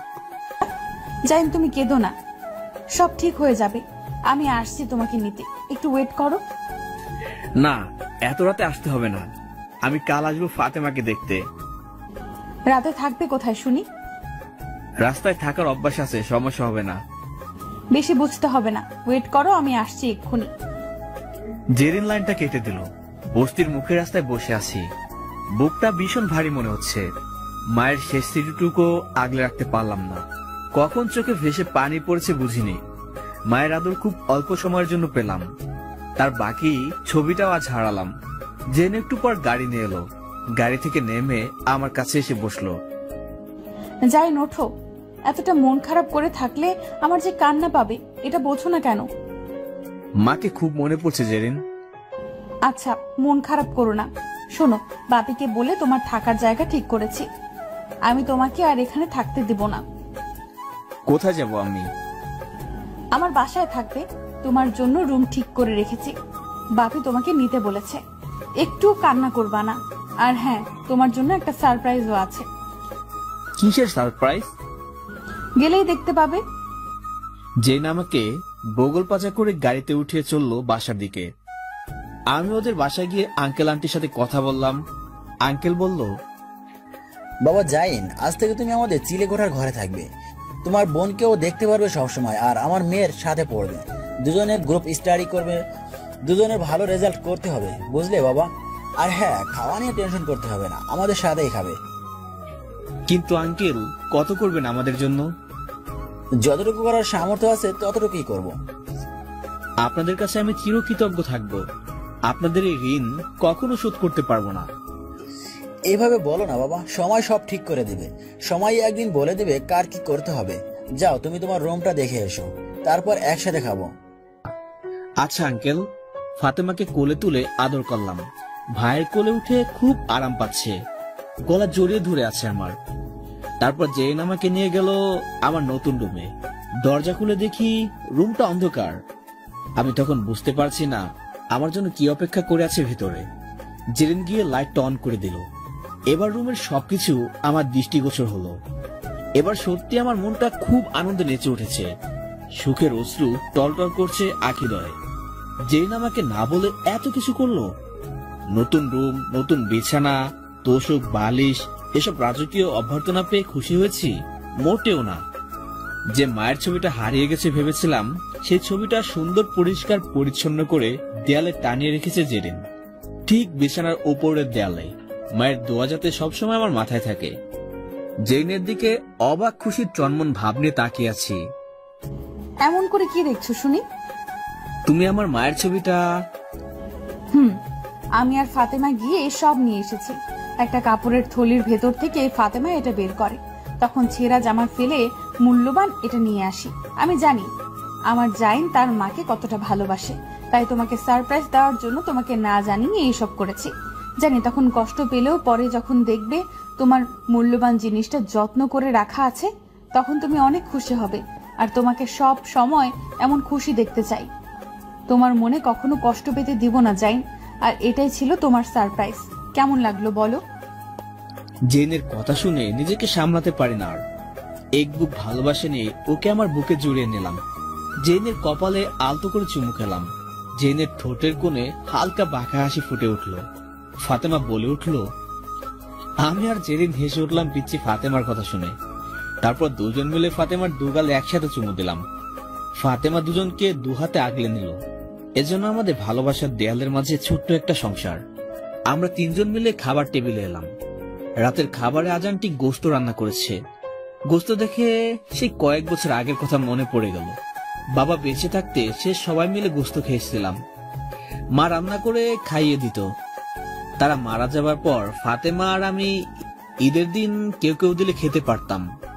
নুন আনতে পান্তা ফুরানো সংসারে গোস্ত খাওয়া সম্ভব ছিল না। আনমনে ভাবছিলাম কথাগুলো। ফাতেমা বলল,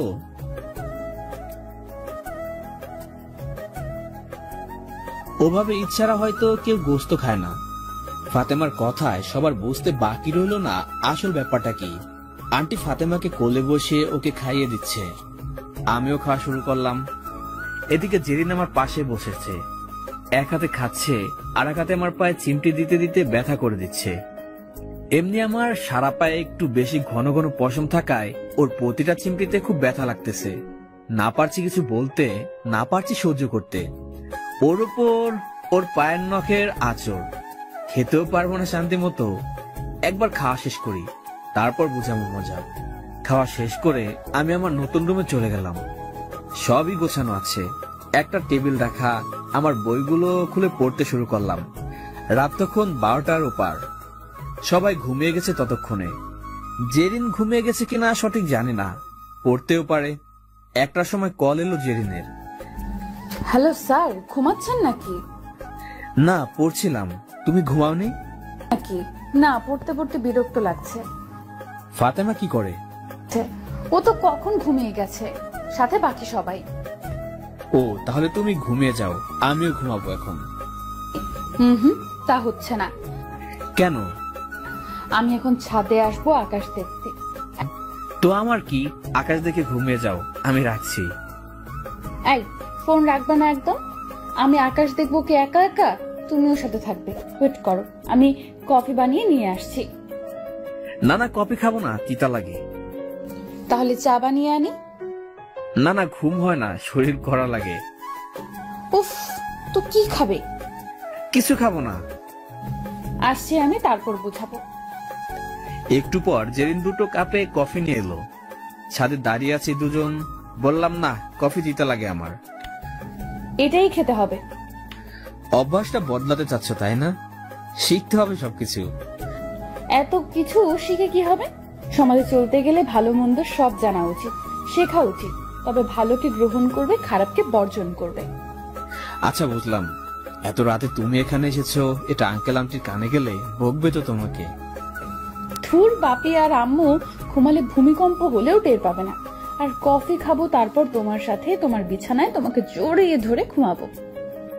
জেরিনের এই কথা শুনে মুখ থেকে কফি ফুস করে বেরিয়ে গেল। বিষম পেয়ে গেল। কাশতে কাশতে বললাম, মানে কি এসবে জেরিন? যা শুনেছো ঠিকই শুনেছো। পাগল হয়ে গেছো নাকি? আমার রুমে ঢুকতে পারবা না একদম। কফি খেয়ে সোজা তোমার রুমে চলে যাও, তারপর ঘুমে যাও। যাব না। কি করবা বলো, কি করবা? কি ব্যাপার, তুমি গায়ে ভাবে ধাক্কা দিচ্ছ কেন? দিচ্ছি, 100 বার দিব। কি করবা তুমি? রাত দুপুরে কি ভূতে পেল তোমাকে? না, ভূতে পায়নি, জিনে পেয়েছে। বুঝেছি, তোমার আসলে কি কি? কিছু না, কেউ জানলে খারাপ ভাববে। যাও রুমে গিয়ে ঘুমিয়ে যাও। Okay, tata, bye bye. Bye. Jerin চলে গেল। আমি ছাদে একটু দাঁড়িয়ে আকাশ দেখছি। মায়ের কথা খুব মনে পড়েছে। হয়তো মা তারার দেশ থেকে দেখছে তার ছেলে মেয়ে এখন কত সুখে আছে। দোয়া করো মা, দোয়া করো মা আমাদের জন্য, আর এই মহান পরিবারের মানুষের জন্য। একদিন আমিও বড় হব, সবাইকে বলবো এতদূর আসার পিছনে এই মানুষগুলোর অকল্পনীয় সাপোর্টে বড় হয়েছি। কিছু সময় পর আমার রুমে গিয়ে দরজা লাগিয়ে দিলাম। তারপর বিছানায় তাকাতে দেখি জেরিন শুয়ে আছে। এই এই, তুমি কি করছো এখানে? তুমি না বললে রুমে গিয়ে ঘুমিয়ে যাও, তাই তো এসে ঘুমানোর আয়োজন করলাম। এখন বিরক্ত না করে আমাকে জড়িয়ে ধরে একটু ঘুমাও তো। জেরিন, বেশি বাড়াবাড়ি করলে কিন্তু আঙ্কেলকে বলে দেব। আচ্ছা তাই তো, বলো গিয়ে, আমি দেখি একটু কি বলবা তুমি। আমিও বলবো। আমাকে রুম থেকে ডেকে এনে তোমার সাথে এই রুমে আটকে রেখেছো, তারপর বুঝবে মজা। উফ, কেন এমন করছো বলো তো? কাছে এসো বলছি।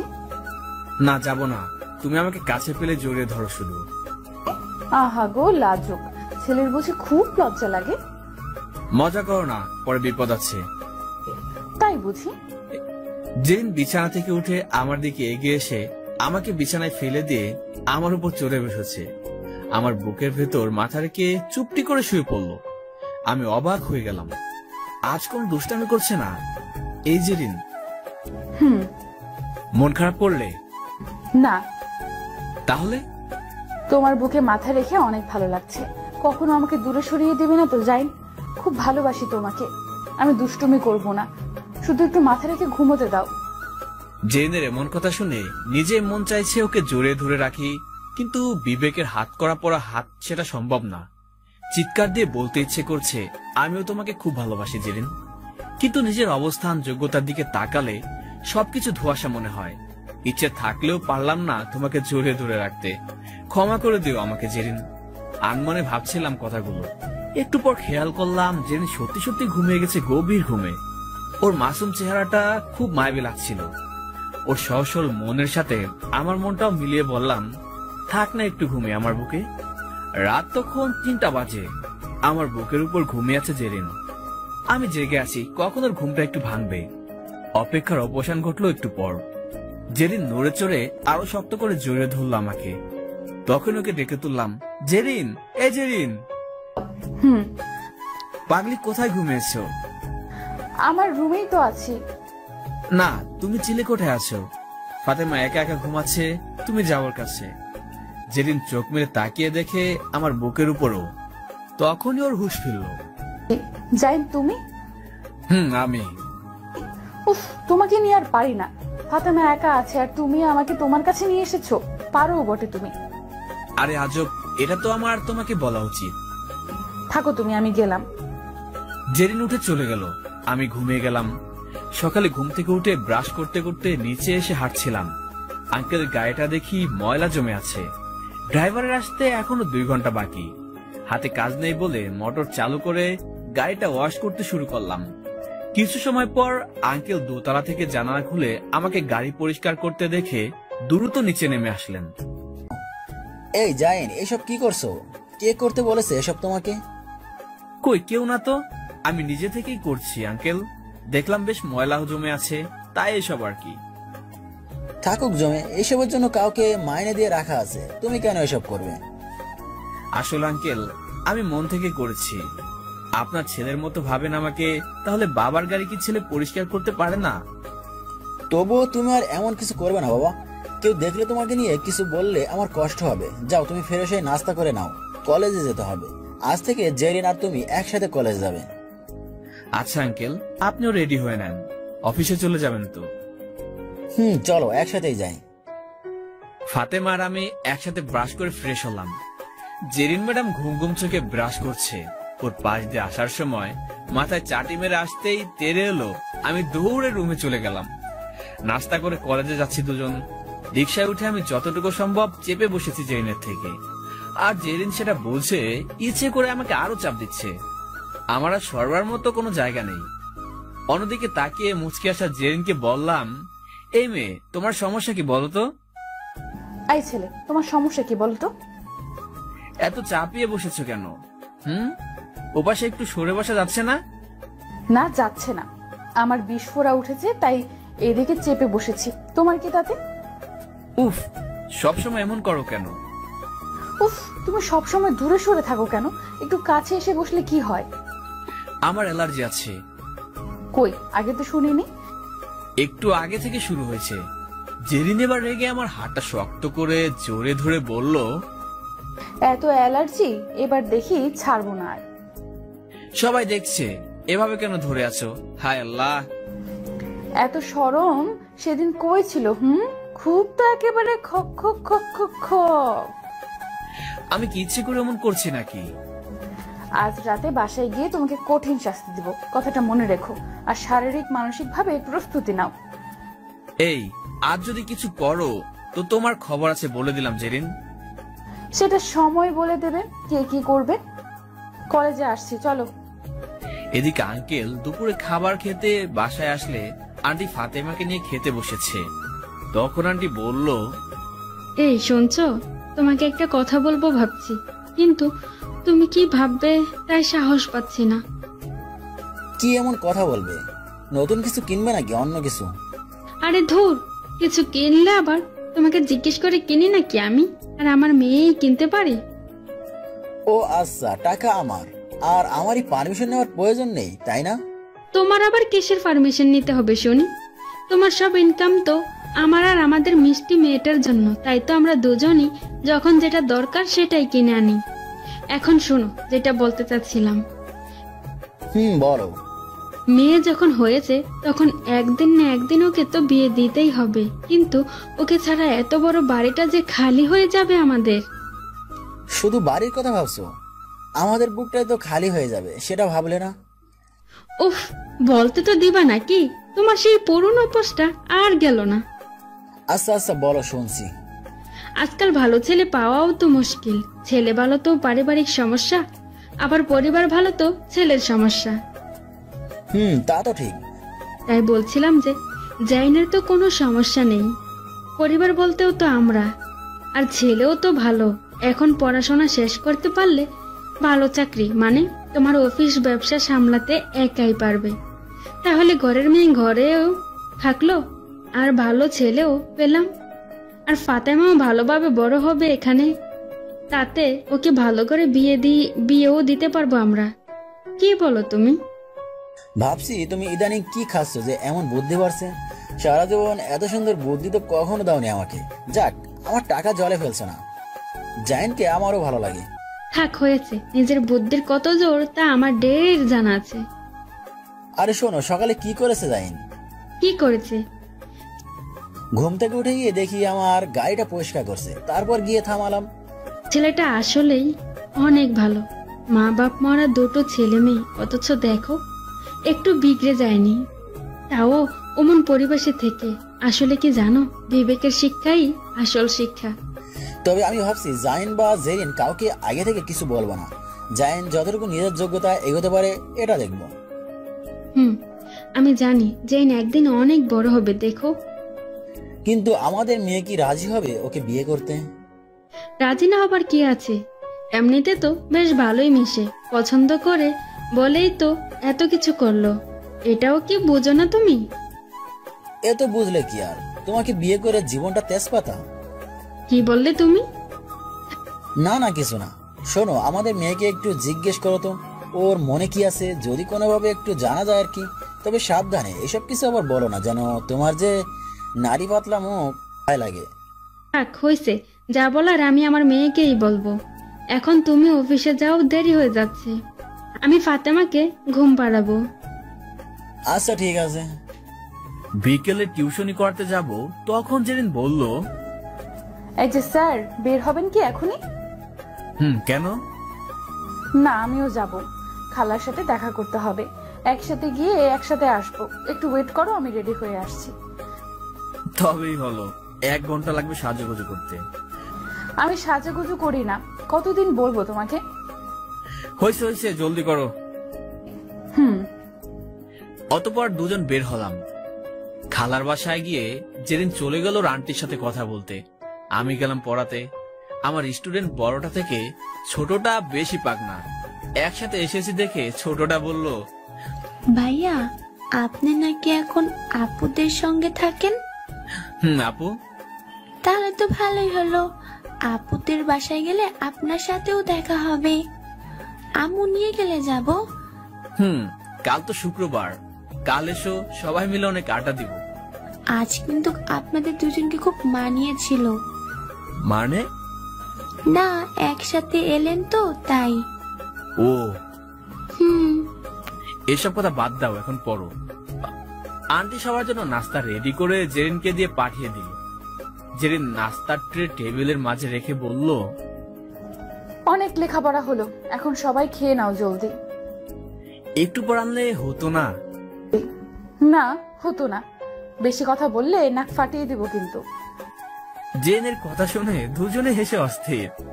ওরা নাস্তা করতে শুরু করেছে, আমি এখনো হাত বুটে বসে আছি দেখে জেন খোঁচা মেরে বলল, স্যারকে কি গালে উঠিয়ে খাইয়ে দিতে হবে নাকি? জি না, মেয়েদের হাতে খাই না আমি। খাও না তাই না? ঠিক আছে, সময় হলে দেখে নিব। টিউশনি শেষ করে বাসা আসবো, তখন জেন মাঝপথে নেমে গেল। বলল, রিক্সা করে না গিয়ে হেঁটে যাব। কেন? এমনি চলো। অগত্য হাঁটতে শুরু করলাম। জেরিন চুপচাপ হাঁটছে। একটু পর আমার আঙুলের ফাঁকে ওর আঙুল রেখে হাঁটতে শুরু করলো। তারপর আনমনা ওর নরম সুরে বলল, জানি তোমার হাতটাকে অনেক ভরসা করি, কখনো আমাকে ছেড়ে চলে যেও না প্লিজ। আমি মনে মনে বললাম, ছেড়ে আর কোথায় যাব তোমাকে রেখে? আমিও যে তোমাকে অনেক ভালোবাসি জেরিন, কিন্তু মুখ ফুটে বলতে চেয়েও পারি না। এর চেয়ে কষ্ট আর কি আছে সেটা তোমাকে কি করে বোঝাই? কোনো একদিন বলবো তোমাকে কতটা ভালোবাসি। জানি না সেদিন তোমাকে পাবো কিনা। যাই, চুপ করে আছো যে। আচ্ছা, আমি কি এতটাই খারাপ মেয়ে যাকে তোমার একটুও পছন্দ হয় না? বলো না যাই। জেরিন, এসব কি বলো? তুমি কি বুঝো না আমি তোমাকে কতটা ভালোবাসি? সবই বুঝি আর সবই জানি জেরিন, শুধু সময়ের অপেক্ষা। জেন আমাকে হঠাৎ করে জড়িয়ে ধরে বলল, আমি তোমাকে হারাতে পারবো না যাই, আমি শুধু তোমাকে চাই আর কিছু চাই না। আরে পাগলি, এত মন খারাপ করছে কেন? আমি কি চলে যাচ্ছি কোথাও, নাকি কেউ আমাকে বিয়ে করে পালিয়ে যাচ্ছে? জেরিন বেঁচে থাকতে তোমাকে কেউ বিয়ে তো দূরে থাক, দু চোখ তুলে দেখবে সেই সাহস পাবে না, মনে রেখো। আচ্ছা ঠিক আছে, এখন তো ছাড়ো, সবাই দেখছে তো। উফ, তাতে আমার কি? এখন ছাড়েন ম্যাডাম, রাতে জড়িয়ে ধরে কালকের মতো ঘুমিয়েন কেমন? কি সত্যি? তাহলে চলো। রাতে খাবার খেয়ে রুমে এসে পড়েছি। 12টার পরপরই জেরিন চুপি চুপি এসে হাজির। আজ আবার এসেছো তুমি? তো কি হয়েছে শুনি? কবে যে তোমার জন্য বকা শুনবো কে জানে। জেরিন দরজা লাগিয়ে দিয়ে আমাকে জড়িয়ে ধরে বলল, আজ আমি কোথাও যাব না তোমাকে ছেড়ে, সারা রাত ঘুমাবো এভাবে জড়িয়ে ধরে। ঢং যত সব। ওহো, আজ তো তোমার শাস্তি আছে পাওনা, মনেই ছিল না। না জেরিন, একদম দুষ্টামি করবে না। জেরিন আমাকে বিছানায় ফেলে দিয়ে আমার এক হাত গামছা দিয়ে আর এক হাত ওর ওড়না দিয়ে খাটের দুপাশে বেঁধে দিল। এই, আমাকে বাঁধলে কেন? না, চুপ, একটা কথা বলবে না। কিন্তু এভাবে কেন? চুপ। জেরিন আমার উপর চড়ে বসে এক এক করে ওর শরীর থেকে জামা খুলতে লাগলো। এমন অবস্থা কার সহ্য হয়? জেরিন প্লিজ, এমন করে আমাকে কষ্ট দিও না। এটাই তোমার শাস্তি, দেখো কতক্ষণ সহ্য করতে পারো। এরপর শুরু হলো জেরিনের তাণ্ডব লীলা। উন্মাদের মতো চুমু খেতে শুরু করেছে আমাকে। তাতে আমার অবস্থা শোচনীয়। চুমু খেলেও ভালো হতো, কিন্তু কামড়গুলো কিছুতে সহ্য করতে পারছি না। উত্তেজনায় রক্ত টকবক করছে আমার। এরপর জেরিন ওর বুকের সাথে আমার মুখটাকে চেপে ধরে বলল, আমার হৃদয়ের আকুলতা কি তুমি বুঝতে পারো না যাই? বেশ পারছি, এখন আমাকে মুক্তি দাও প্লিজ। এত সহজে তোমাকে ছাড়বো না। আমার কষ্ট হচ্ছে নিজেকে সামলাতে জেরিন, প্লিজ। কষ্ট পেতে বলে কে? কোথায় কষ্ট হচ্ছে শুনি? আমার সারা শরীরে। ওলে বাবা লে, আতো তোমাকে তা থামিয়ে চুমুকাবো। আমাকে ছেড়ে দাও না জেরিন। কে শুনে কার কথা? জেরিন আমার সারা শরীরে চুমু খাচ্ছে। ধৈর্য আর উত্তেজনা বাদ ভেঙে যাচ্ছে ওর প্রতিটা চুমুর গভীরতায়। জেরিনের নগ্ন বুকটা আমার বুকের সাথে মিলে শক্ত করে জোরে ধরে আছে। এরপর আমার চুলগুলো আঁকড়ে ধরে আমার ঠোঁটগুলো পরম সুখে আবাদ করছে। জেরিন আমার ঠোঁটগুলোতে চুমু খেতে খেতে হাতের বাঁধন খুলে দিল। আমি ছাড়া পেয়ে ওকে জোরে ধরে বিছানায় ফেলে ওর উপর উঠে ওর প্রতিটা চুমুর পাল্টা জবাব দিচ্ছি। এখন ওর সারা শরীরে চুমু খেলাম। জেরিন পাগলের মতো ছটফট করতেছে। জাইন, আজ তোমার কাছে আমি পরম সুখ চাই। না, সম্ভব না, ওটা বিয়ের পরে পাবে। না, আমার খুব কষ্ট হচ্ছে, প্লিজ। সেটি হচ্ছে না। আমি চাই। হবে না। আমি তোমাকে পারমিশন দিচ্ছি তো, তাহলে কেন না যাই? আগে বিয়ে, তারপরও সব। আমার কথায় জেরিন প্রচুর রেগে গেছে, সাথে কষ্ট পেয়েছে। আমাকে ধাক্কা দিয়ে ফেলে দিল জেরিন। আচমকা ধাক্কা দেয়ায় তাল সামলাতে পারেনি। বিছানায় ওর উপর থেকে পড়ে গেলাম। পায়ে আর মাথায় কিছুটা আঘাত পেলাম। জেরিন সেদিকে ভ্রুক্ষেপও করলো না। ও জামা কাপড় পরে হনহনে চলে গেল রুমে। ফ্রেশ হয়ে বিছানায় শুয়ে ভাবছি, আমি কি কোনো ভুল করলাম? ওর কথা মতো চলাটা কি ঠিক ছিল? জানি না কাল কি হবে। সকালে উঠে নাস্তা করে অপেক্ষা করছি জেরিনের জন্য, কলেজে যাব বলে। ওর আসতে দেরি হয়। ভেতরে গিয়ে দেখি জেরিন নাই। আন্টিকে জিজ্ঞেস করতে বলল কলেজে গেছে জেরিন। আমি দ্রুত চলে গেলাম কলেজের দিকে। বুঝলাম কষ্ট পেয়েছে অনেক। আমি কলেজে গিয়ে জেরিনকে দেখে ওর পাশে বসতে গেলাম। জেরিন সরে বসে অন্য একজনকে বসালো ওখানে। আমি শেষের বেঞ্চে গিয়ে বসলাম। বুঝলাম ওর রাগ ভাঙাতে হবে। কলেজ শেষে বাসায় আসবো, তখনও গেটে জেরিনের জন্য অপেক্ষা করছি। ও এলে ওর সাথে হাঁটছি। জেরিন, আমাকে এড়িয়ে চলো না প্লিজ, আমার কষ্ট হচ্ছে। চুপ করে থেকো না প্লিজ, কথা বলো। আমার কথাটা একবার শোনো, তারপর যা ভালো মনে হয় তাই করো। তবুও চুপ করে থাকবে, কথা বলবে না। ফাঁকা একটা চিপায় জেরিনকে হাত ধরে পেছনে ঘুরে ওর রাঙা ঠোঁটগুলো আমার দখলে নিলাম। জেরিন আমার গালে ঠাস করে দুটো চর বসিয়ে দিল। আমি অবাক হয়ে ওর চোখের দিকে তাকিয়ে আছি। জেরিন আমার সাথে এমনটা করতে পারলো? এত রাগ আমার উপর? ওর হাত দুটো আলগা করে দিলাম। তারপর নিজের মতো করে চলে গেলাম ওর সামনে থেকে। চোখটা ঝাপসা হয়ে গেছে। পানিটুকু মুছে হাঁটতে হাঁটতে চলে এলাম একটা বড় গাছের নিচে। বসে বসে ভাবছি কি এমন অন্যায় করেছি আমি। ওদিকে জেরিন বাসায় গিয়ে খাওয়া শেষ করে ঘুমিয়ে গেছে। আমি আর বাসায় গেলাম না। সময় মতো টিউশনি করাতে চলে গেলাম। তারপর রাত 10টার পর বাসায় গিয়ে চুপচাপ শুয়ে পড়লাম। আন্টি একটু পর এসে বলল, কি হয়েছে বাবা? আজ সারাদিন কই ছিলে? দুপুরে এলে না, আর এত রাত করে কেন এলে? আন্টি, কলেজ শেষে একটা চাকরির জন্য বেরিয়েছিলাম। তারপর টিউশনি করে আসার সময় একটা বন্ধুর সাথে দেখা হলো। কথা বলতে বলতে দেরি হয়ে গেছে। ও আচ্ছা, চলো খেয়ে নাও জলদি। না না আন্টি, আমি আজ খেয়ে এসেছি ওই বন্ধুর সাথে। ও তাহলে শুয়ে পড়ো কেমন, আমি আসছি। আন্টি ফাতেমা? ও খেয়ে ঘুমিয়ে গেছে জেরিনের কাছে। আচ্ছা আচ্ছা আন্টি, আপনিও গিয়ে শুয়ে পড়েন তাহলে। আচ্ছা বাবা। আন্টি চলে গেল। আমিও ফ্রেশ হয়ে ছাদে বসে আছি। ভীষণ কষ্ট হচ্ছে আমার। কাউকে বলতেও পারছি না, সইতেও পারছি না। ভালোবাসা এত কষ্ট কেন হয়? দম বন্ধ হয়ে আসছে। প্রতিটা নিঃশ্বাস এতটা ভারী হয়ে গেছে, আর বুকের বাম পাশে চিনচিন ব্যথা করছে। চোখের পাতাগুলো বৃষ্টি ঝরানোর জন্য যেন আকুল আবেদন করেছে। জানি না কি ভুল করেছি।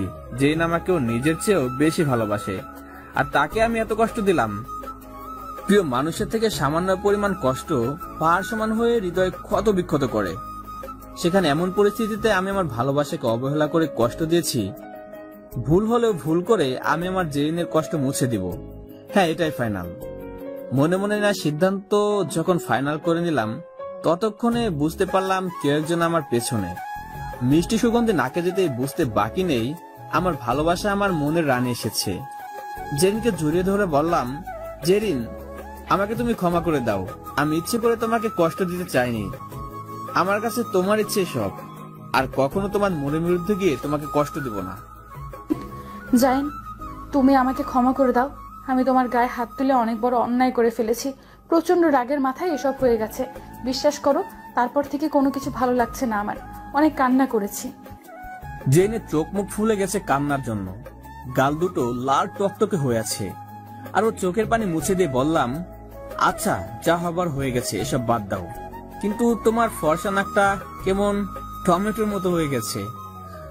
আমার নাক টমেটোর মতো? তাই তো দেখছি। দেখো, কাল থেকে অনেক কষ্ট দিছো, এখন ঝগড়া করতে মন চাচ্ছে না আমার। কষ্ট তো তুমিও পেয়েছো, আমিও পেয়েছি। এখন সব কষ্ট দূর হয়ে যাবে। কিভাবে শুনি?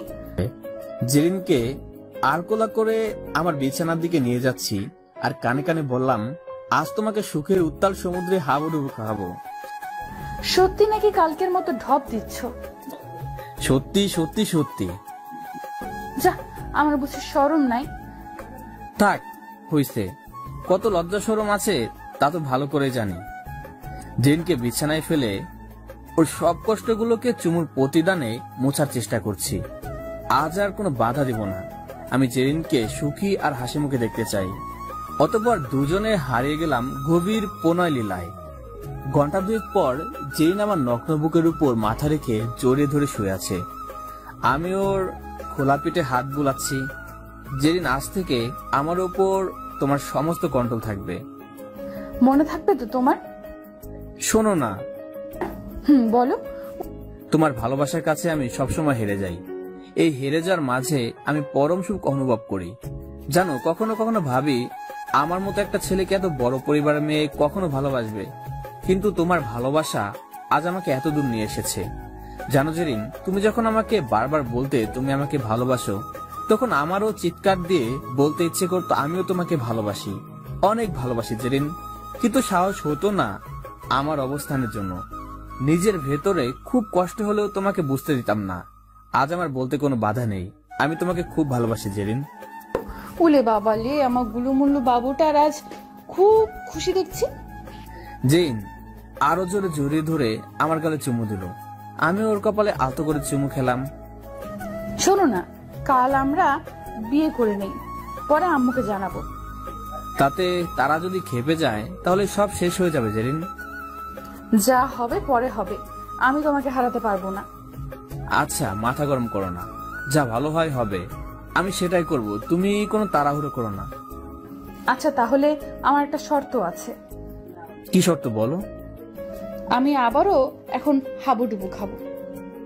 ওরে হারামি দুষ্টু মেয়ে। ভালোবাসার সাগরে আরেকবার সাঁতরে এলাম দুজন। তারপর জেরিন রুমে চলে গেল। পরদিন দুপুরে বাসায় এসে দেখি কিছু মেহমান এসেছে। তাদের কথা শুনে সব না বুঝলেও এতটুকু বুঝেছি তারা বিয়ের ব্যাপারে কথা বলছে, আর সেটা জেরিনের বিয়ে নিয়ে। আমার বুকটা কেঁপে উঠলো ওদের কথা শুনে। জেরিনকে বিয়ে করবে, তাহলে আমার কি হবে? সবকিছু এত জলদি শেষ হয়ে যাবে? এত স্বপ্ন, এত ভালোবাসা, তার কোনো মূল্য থাকবে না? না না, এটা কিছুতে মানতে পারবো না আমি। যে করে হোক এই বিয়ে আটকাতে হবে, না হলে আমার ভালোবাসা হারিয়ে যাবে। কি হয়েছে জাইন তোমার? না, কিছু না, এমনি কিছু হয়নি। জাইন, জাইন। জেনের সামনে থেকে চলে গেলাম। নিজের রুমে গিয়ে দরজা বন্ধ করে দিলাম। এদিকে জেরিন ওর আম্মুকে ফোন করে সব জানতে চাইলো ওখানে কি হয়েছে। বলল বাসায় এসে সব বলবে। আঙ্কেল ওনাদের কোনো কথা না দিয়ে সৌজন্য সাক্ষাৎ করে বাসায় চলে এলেন। বাসায় এসে বসলো সবাই ড্রয়িং রুমে। জেরিন এসে জিজ্ঞেস করলো, তারপর আঙ্কেল আন্টি সবাই সবকিছু জানালো। চমৎকার বাপি, এমন করে জাইনকে তোমাদের সামনে অপমান করলো আর তোমরা কিছুই বললে না? ওখানে বলিনি, তার মানে এই না যে একেবারে ছেড়ে দিয়েছি। ওই ছেলে যতই বড় বড় সার্টিফিকেট অর্জন করুক না কেন, বিবেকের শিক্ষা মোটেই অর্জন করতে পারেনি। তাতে কি, তোমাদের মান সম্মান তো আগে, তারপর মেয়ের সুখ, তাই না? টাকা আছে না, সুখ তো এমনি আসবে। কি বলো বাপি? না রে মা, তোমার বাপি এখনো মরে যায়নি। বন্ধুর অনুরোধের ছেলে না দেখে পরিস্থিতি সামলাতে বিয়ে দিতে নিজেরা সিদ্ধান্ত নিয়েছিলাম, কিন্তু ছেলের ব্যবহার শিক্ষা কোনোটাই পছন্দ হয়নি। তোমাকে আমাদের পছন্দের ছেলের সাথে বিয়ে দিব। আর হ্যাঁ, এসব নিয়ে ভাবতে হবে না। জেন কোথায়, ওকে ডেকে নিয়ে আসো, ও অনেক কষ্ট পেয়েছে। ওকে কেন ডাকবে? সরি বলবে? কোনো দরকার নেই। ওকে যেমন সবার সামনে অপমান করেছে, যদি পারো তবে জাইনকে দিয়েই সবার সামনে ওদেরকে উচিত জবাবটুকু দেওয়ার ব্যবস্থা করো, তাতেই জাহিদ আমি দুজনেই খুশি হব। জেরিন চলে গেল। আঙ্কেল আন্টি আর বাকিরা নিজেদের মাঝে আলোচনা করে সিদ্ধান্ত নিল বন্ধু ছেলের সাথে বিয়ে হবে না জেরিনের, কিন্তু কার সাথে হবে সেটা নিয়ে কিছু বলেনি। এবার তোমাদের জানানো দরকার মূলত সেদিন জেরিন আর আমার কি কথা হয়েছিল। সেদিন জেরিনকে যখন প্রশ্ন করেছিলাম কেন সে বাবা মায়ের কথা মতো বিয়ে করবে, তখন পরে বলেছিল, জাইন বাপির যেহেতু বাধ্য হয়ে এমন সিদ্ধান্ত নিতে হয়েছে, আমি এখন তোমার কথা বললে কোনোভাবেই আমাকে বিয়ে দেবে না তোমার সাথে। যদি বিয়ে করতেই হয় তবে বিয়ের দিন পালিয়ে যাব, আর না হলে তো কোনো সমস্যাই হবে না। ততদিনে তুমি কাউকে কিছু বুঝতে দিও না। একটা কথা মনে রেখো, জেরিন শুধু জাইনের হয়েই থাকবে। তো সেই কথা মতো কাউকে বুঝতে দেয়নি আমার ভিতরে কি চলছে, কিন্তু জেরিনকে হারানোর ভয়টা খুব বেশি হচ্ছিল, যার দরুন বুক ফেটে কান্না আসছিল। জেরিন আমার রুমের সামনে এসে দরজা টোকা দিল। জাইন, দরজা খুলো। আমি দরজা খুলে দিলাম। চোখে এখনো পানি। জেরিন আমার চোখ থেকে পানি মুছে দিয়ে বলল, আর কষ্ট পেতে হবে না। আমার কোনো কষ্টের অনুভূতি নেই, আমি ভালো আছি। সে আমি জানি, বুঝি কতটা ভালো আছো। কিছু বলবে এখন? আজ খুব করে বুঝতে পেরেছি আল্লাহ যা করে তা ভালোর জন্যই করে। দেখো, আজ যদি তুমি ওখানে না যেতে, ওরা তোমার সাথে খারাপ ব্যবহার না করতো, তাহলে এই বিয়েটা ভাঙা খুব কষ্ট হয়ে যেত। আর পরে আমরা পালিয়ে বিয়ে করলে তাতে বাপি আম্মুও খুব কষ্ট পেত। আজ এই কষ্টটুকু পেয়েছো বলেই সবাই সত্যিটা জানতে পেরেছে, আর তুমিও আমাকে হারাবার চিন্তা থেকে মুক্ত হয়েছো। প্লিজ জাইন, আর মন খারাপ করো না। এই কদিন আমিও নিজের সাথে অনেক লড়েছি, ক্লান্ত হয়ে গেছে আমার মনটা। কাল নতুন বছর শুরু হবে, আজ রাতে আমরা সবাই পুরনো এই বছরটাকে আনন্দের সাথে বিদায় দেই। সব দুঃখ, কষ্ট, আর্তনাদ, রাগ, অভিমান সবকিছু ভুলে গিয়ে নতুন করে নতুন বছরটা শুরু করি। যা পাইনি, যা হারিয়েছি সব নিয়ে মন খারাপ না করে নতুন করে স্বপ্ন সাজাই। বলো, রাখবে না আমার কথা, তোমার জেরিনের কথা? জেনকে খুব ভালোবাসি, তাই ওর ভালোবাসায় মাখানো কথা কি করে ফেলে দেব। খুব আপন করে জড়িয়ে নিলাম আমার বুকে। দুজনের চোখে ভালোবাসার অশ্রু ঝরছিল। ভালোবাসার মানুষকে পাবার জন্য কতটা পরিশ্রম, কষ্ট, কাঠখড় পোহাতে হয় তা শুধু সেই প্রেমিকগুলো জানে। জেনকে বললাম, আমি কখনোই আমার জন্য কিছু চাই না। যদি সম্ভব হয় তাহলে কিছু টাকা নাও তোমার বাপের থেকে, তারপর চলো আমরা কিছু পথ শিশুদের খাবার কিনে দিই, আর পারলে কিছু শীতার্ত মানুষের জন্য শীতের জামা কিনে দেই। আমাদের সমাজে যারা বিত্তবান শ্রেণীর মানুষ, তারা একটু চেষ্টা বা সদিচ্ছা প্রকাশ করলেই আমার মনে হয় আমাদের দেশের অসহায় দুস্থ মানুষের সংখ্যা একেবারে কমে যেত। প্রতি বছর সবাই যদি গড়ে 5টা পরিবারকে তাদের মুনাফা থেকে কিছু পরিমাণ টাকা সাহায্য করত, তবে এত মানুষ ঘর ছাড়া বাইরে কষ্ট করে রাত কাটাতো না। এছাড়াও আমাদের নিজেদেরও প্রতিদিন কত টাকা এদিক সেদিক বা বেহুদা কাজে খরচ করছি। তার থেকে কিছু টাকা দিয়ে যদি কোনো ক্ষুধার্ত পথ শিশুদের খাবার কিনে দেই, তবে তারা অনাহারে থাকতো না। শুধু নিজেদের একটু সচেতনতা আর তাদেরকে ভালোবাসার আগ্রহ মন থেকে এলেই সমাজটা আরো সুন্দর হতো। জেন আমার কথা শুনে খুব খুশি হলো। তারপর ওর বাবাকে গিয়ে বলল, বাপি, আমার একটা কথা ছিল। বলো মামনি। আচ্ছা, যা হয়েছে আল্লাহর কাছে শুকরিয়া আদায় করো, তাতে তোমাদের আর তোমাদের মেয়ের জীবন বেঁচে গেছে। এই জন্য আর কাল নতুন বছর শুরু হবে, সেই উপলক্ষে আমি আর জাইন কিছু পথ শিশু আর অসহায় মানুষদের সাহায্য করতে চাই। আলহামদুলিল্লাহ, এটা তো খুব ভালো কথা। তো এবার কিছু টাকা দাও জলদি। কত টাকা লাগবে? তোমার বিবেক যা বলে তাই দাও। জেরিনের বাবা তার রুম থেকে 1000 টাকার দুটো বান্ডিল ধরিয়ে দিয়ে বলল, এখানে যা আছে তার সবটুকুই খরচ করে এসো, প্রয়োজন হলে বলো, আমি অ্যাকাউন্টে দিয়ে দেবো। আচ্ছা বাপি, আমি জাইন আর ফাতেমা যাচ্ছি, রাতে কথা বলবো। অতঃপর 3 জন বের হয়ে আগে শপিং করলাম নির্দিষ্ট মানুষের হিসাব করে। তারপর সেগুলো গিয়ে গাড়িতে তুলে বিভিন্ন জায়গায় ঘুরে ঘুরে বিলিয়ে দিলাম। সবাই খুশি হয়ে মাথায় হাত রেখে জেরিনকে দোয়া করলো। আমি মনে মনে খুব খুশি হলাম। এক সময় আমিও কারো এমন সাহায্যের জন্য অপেক্ষা করতাম। তখন যদি জেরিনের সাথে পরিচয় হতো, তবে মায়ের চিকিৎসার জন্য খরচটা হয়তো ব্যবস্থা করতে পারতাম। তাহলে কাল নতুন বছরে মায়ের হাতে রান্না খেতে পারতাম। আনমনে ভাবছিলাম কথাগুলো, তখনই চোখটা ঝাপসা হয়ে গেছে। অসহায় মানুষের সাহায্য করে যতটা খুশি লাগে, তা 1000 টাকা রেস্টুরেন্টে গিয়ে খেলেও তত খুশি আর তৃপ্তি লাগে না। ভালো লাগছে এটা ভেবে যে আজ আমাদের জন্য কয়েকটি মানুষ শান্তির নিঃশ্বাস ফেলবে, হোক সেটা যতটুকু বা অল্প। ঘুরতে ঘুরতে বেশ রাত হয়ে গেছে। 10টার দিকে বাসায় ফিরে এলাম। ততক্ষণে ফাতেমা ঘুমিয়ে গেছে। ওকে বাইরে থেকে খাইয়ে দিয়েছে জেরিন। বাসায় গিয়ে ফাতেমাকে জেরিনের বিছানায় রেখে আমি আঙ্কেল আন্টিকে বলে রুমে চলে আসবো। তখন জেরিন কেমন একটা দুষ্ট হাসি আর চোখ মেরে কি জানি ইশারা দিল। আমি না বোঝার ভান করে রুমে চলে এলাম। আঙ্কেল আর আন্টি নিজেদের রুমে গিয়ে বলল, তুমি কালই ওদেরকে সব বলে ঝামেলা শেষ করে দাও। বিয়ে জেনের সাথেই হবে। এমন ছেলে হাতছাড়া করতে পারবো না, যে নিজের জন্য না ভেবে অন্যের জন্য ভাবে। তার মনটা কত বড় তা দেখেছ। আমিও ভাবছি। আর হ্যাঁ, জায়েনকে ও লক্ষ্যে পৌঁছে দিতে যাবতীয় সবকিছু আমার দায়িত্ব। জায়েনকে দিয়ে ওই ছেলের উচিত জবাব ফিরিয়ে দিব। আর তোমার কাজ কাল মেয়েকে একটু জিজ্ঞেস করবে ওর ব্যাপারে। আচ্ছা, করব। ওসব নিয়ে তুমি ভেবো না। আর হ্যাঁ, কাল আমরা সবাই ঘুরতে যাব, কেনাকাটা করব আমাদের সবার জন্য। আচ্ছা, ঠিক আছে। আঙ্কেল আন্টি ঘুমিয়ে গেলে জেরিন আমার রুমে আসার প্রস্তুতি নিচ্ছে। ঠিক তখনই আমি ওর পেছন থেকে জড়িয়ে ধরে বললাম, চোরের 10 দিন, ফেরস্তের 1 দিন। আমার ঘরে চুরি করে আসো প্রতিদিন, আজ আমি তোমার মনের ঘরে ডাকাতি করতে আসছি। কি করতে পারো তা ভালো করে জানা আছে আমার, যত সব। তাই তো আজ বোঝাবো, ডাইনি। তো কি বোঝাবেন জনাব? তাই তো আজ বোঝাবো জায়েন কি পারে। ভালোবাসার সাগরে কি করে সাঁতার কাটতে হয় সেটাই শিখাবো। জেরিনকে কিছু বলতে সুযোগ না দিয়েই ওর ঠোঁটগুলো আমার ঠোঁটে চেপে ধরলাম, যেন 1000 বছরের খোদা জমে আছে দুজনার ঠোঁটে। সেই দ্বিগিন্ন খোদা যেন আস্তে আস্তে সমস্ত শরীরে ছড়িয়ে গেল। একে অন্যের সাথে মিশে যেতে ইচ্ছা করছে। রুমের লাইটটা বন্ধ করে জেরিনকে সোফায় নিয়ে সারা শরীরে চুমু খেতে শুরু করলাম। আর সবটাই আমাকে ফিরে দিতে ব্যস্ত এই দুষ্টু জেরিন।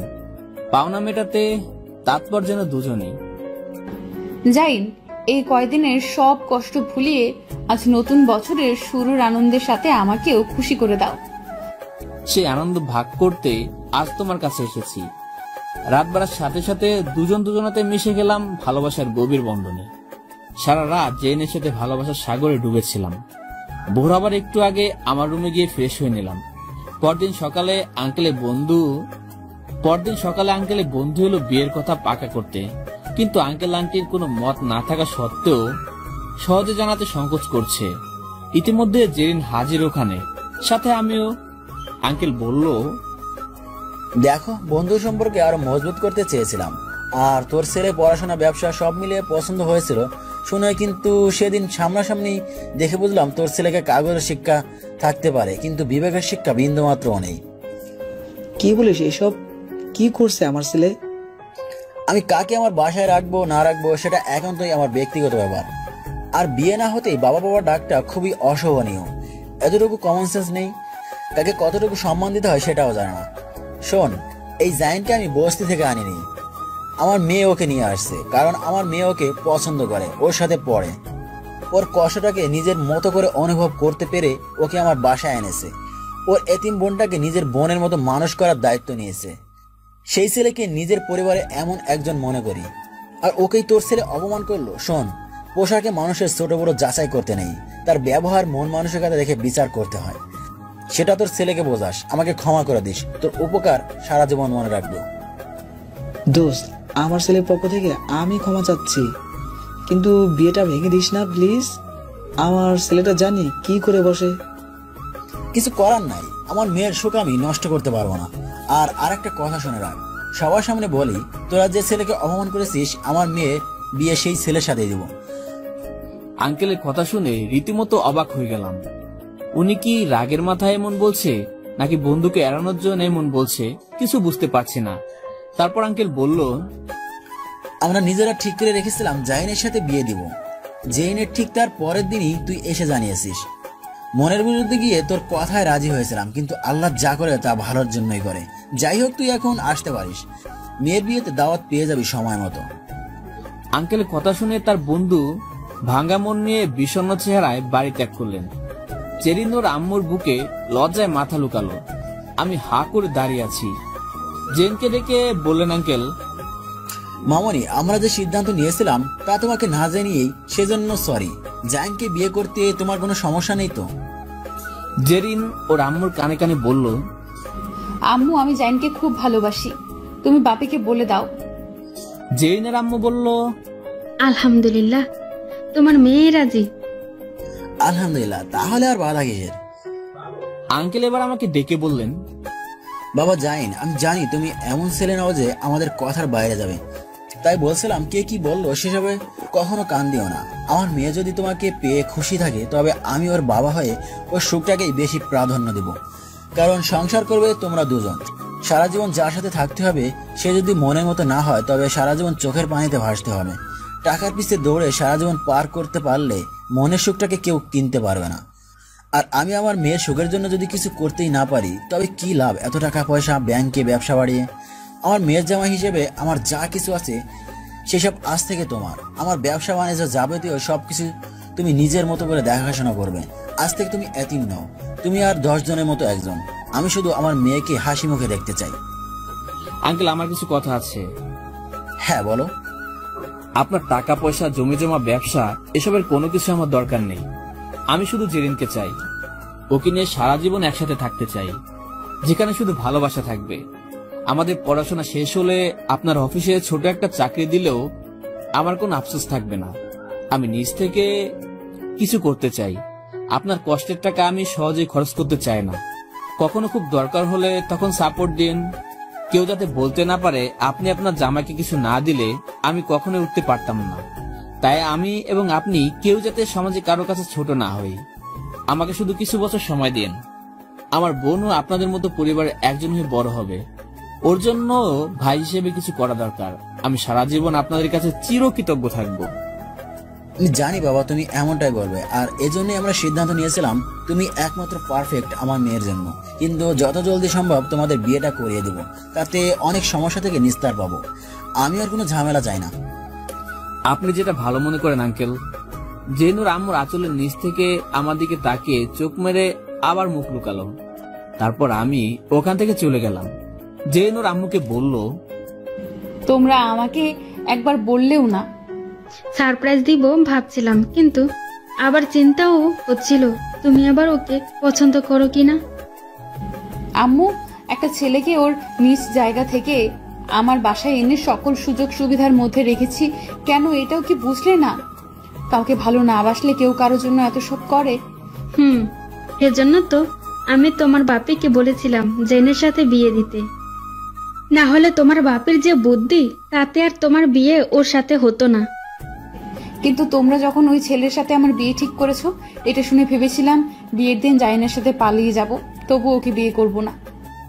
আসলে মামনি, প্রতিটা বাবারই উচিত বিয়ের সময় তার মেয়ের মতামতকে প্রাধান্য দেওয়া। না হলে মেয়ের জন্য সুখ কিনতে গিয়ে টাকার মোড়ানো কষ্টকে কিনতে হয়। কিন্তু কিছু সময় পরিস্থিতি অনুকূল থাকে না, সেটাও মানি। আবার হুট করে কাউকে ধরে এনে বললেও তার সাথে বিয়ে দেওয়া যায় না। এজন্য সবার উচিত অন্তত একটা ভালো মনের ছেলেকে পছন্দ করা। তার টাকা পয়সা না থাকুক, কিন্তু একটা দামি মন থাকবে। ঠিক বলেছো বাপি, আমি জাইনকে এই জন্যই পছন্দ করি। ওর মনটা খুব দামি, আর যেখানে শুধু ও আমার জন্যই, ও আমাকেই শুধু ভালোবাসে। 2 দিন পর তোমাদের বিয়ে। এখন অনুষ্ঠান করব না, পরীক্ষা শেষ হলে তারপর করব। লাভ ইউ বাপি। আমার পাগলি মেয়েটা। জেরিন নাচতে নাচতে ওর রুমে গিয়ে খুশিতে নাচতে শুরু করলো। আসলে যখন কেউ কাউকে ভালোবাসে আর তার পরিবারও তাকে মেনে নেয়, বিশ্বাস করো তখন ওই খুশির অনুভূতিটা কাউকে বলে বা লিখে বোঝানো যায় না। পৃথিবীর সবচেয়ে সুখী মানুষ তখন তারা। ঠিক জেরিনও সে খুশিতে নাচছে। অবশেষে ভালোবাসার মানুষকে আপন করে পাচ্ছে জেরিন। 2 দিন পর বিয়ে পড়ানো হবে, মাত্র হাতে গোনা কয়েকজন আত্মীয়দের সামনে রেখে। কাজে এসে অপেক্ষা করছে।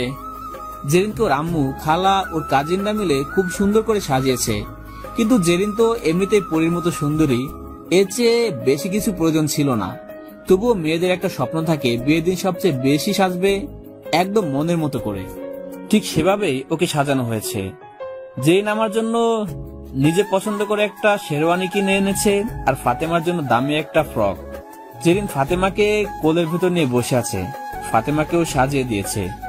এত সাজুগুজু করে ফাতেমা কাঠের পুতুলের মতো বসে আছে, যাতে ওর সাজুগুলো নষ্ট না হয়, যাতে সাজুগুজু নষ্ট না হয়। বিয়ে পড়ানো শুরু করবে এমন সময় আঙ্কেলের বন্ধু আর ছেলে এসে হাজির। তারা কি করে খবর পেল? নিশ্চয়ই কোনো পরিচিত মানুষের মাধ্যমে জেনে বিয়ে আটকাতে এসেছে। বন্ধু, আমার ছেলের জীবন এখন তোর হাতে। তোর মেয়ের বিয়ে যদি আমার ছেলের সাথে না দিস তাহলে এখনই সবার সামনে বিষ খেয়ে যাবে, তাহলে সবার সামনে এখনই বিষ খাবে। আর আমার ছেলের কাছে আমি ছোট হয়ে আমি আর বিষ খেয়ে বাপ হয়ে ছেলে একসাথে মরবো। পাগল হয়ে গেছিস তোরা? জোর করে কেন এসব করছিস? ছেলে সরাসরি জেরিনের সামনে এসে পকেট থেকে একটা বিষের বোতল বের করে বলল, জেরিন, আমি তোমাকে খুব ভালোবাসি। তুমি আমার না হলে আমি এখনই নিজেকে শেষ করে দিব। বলো কি চাও?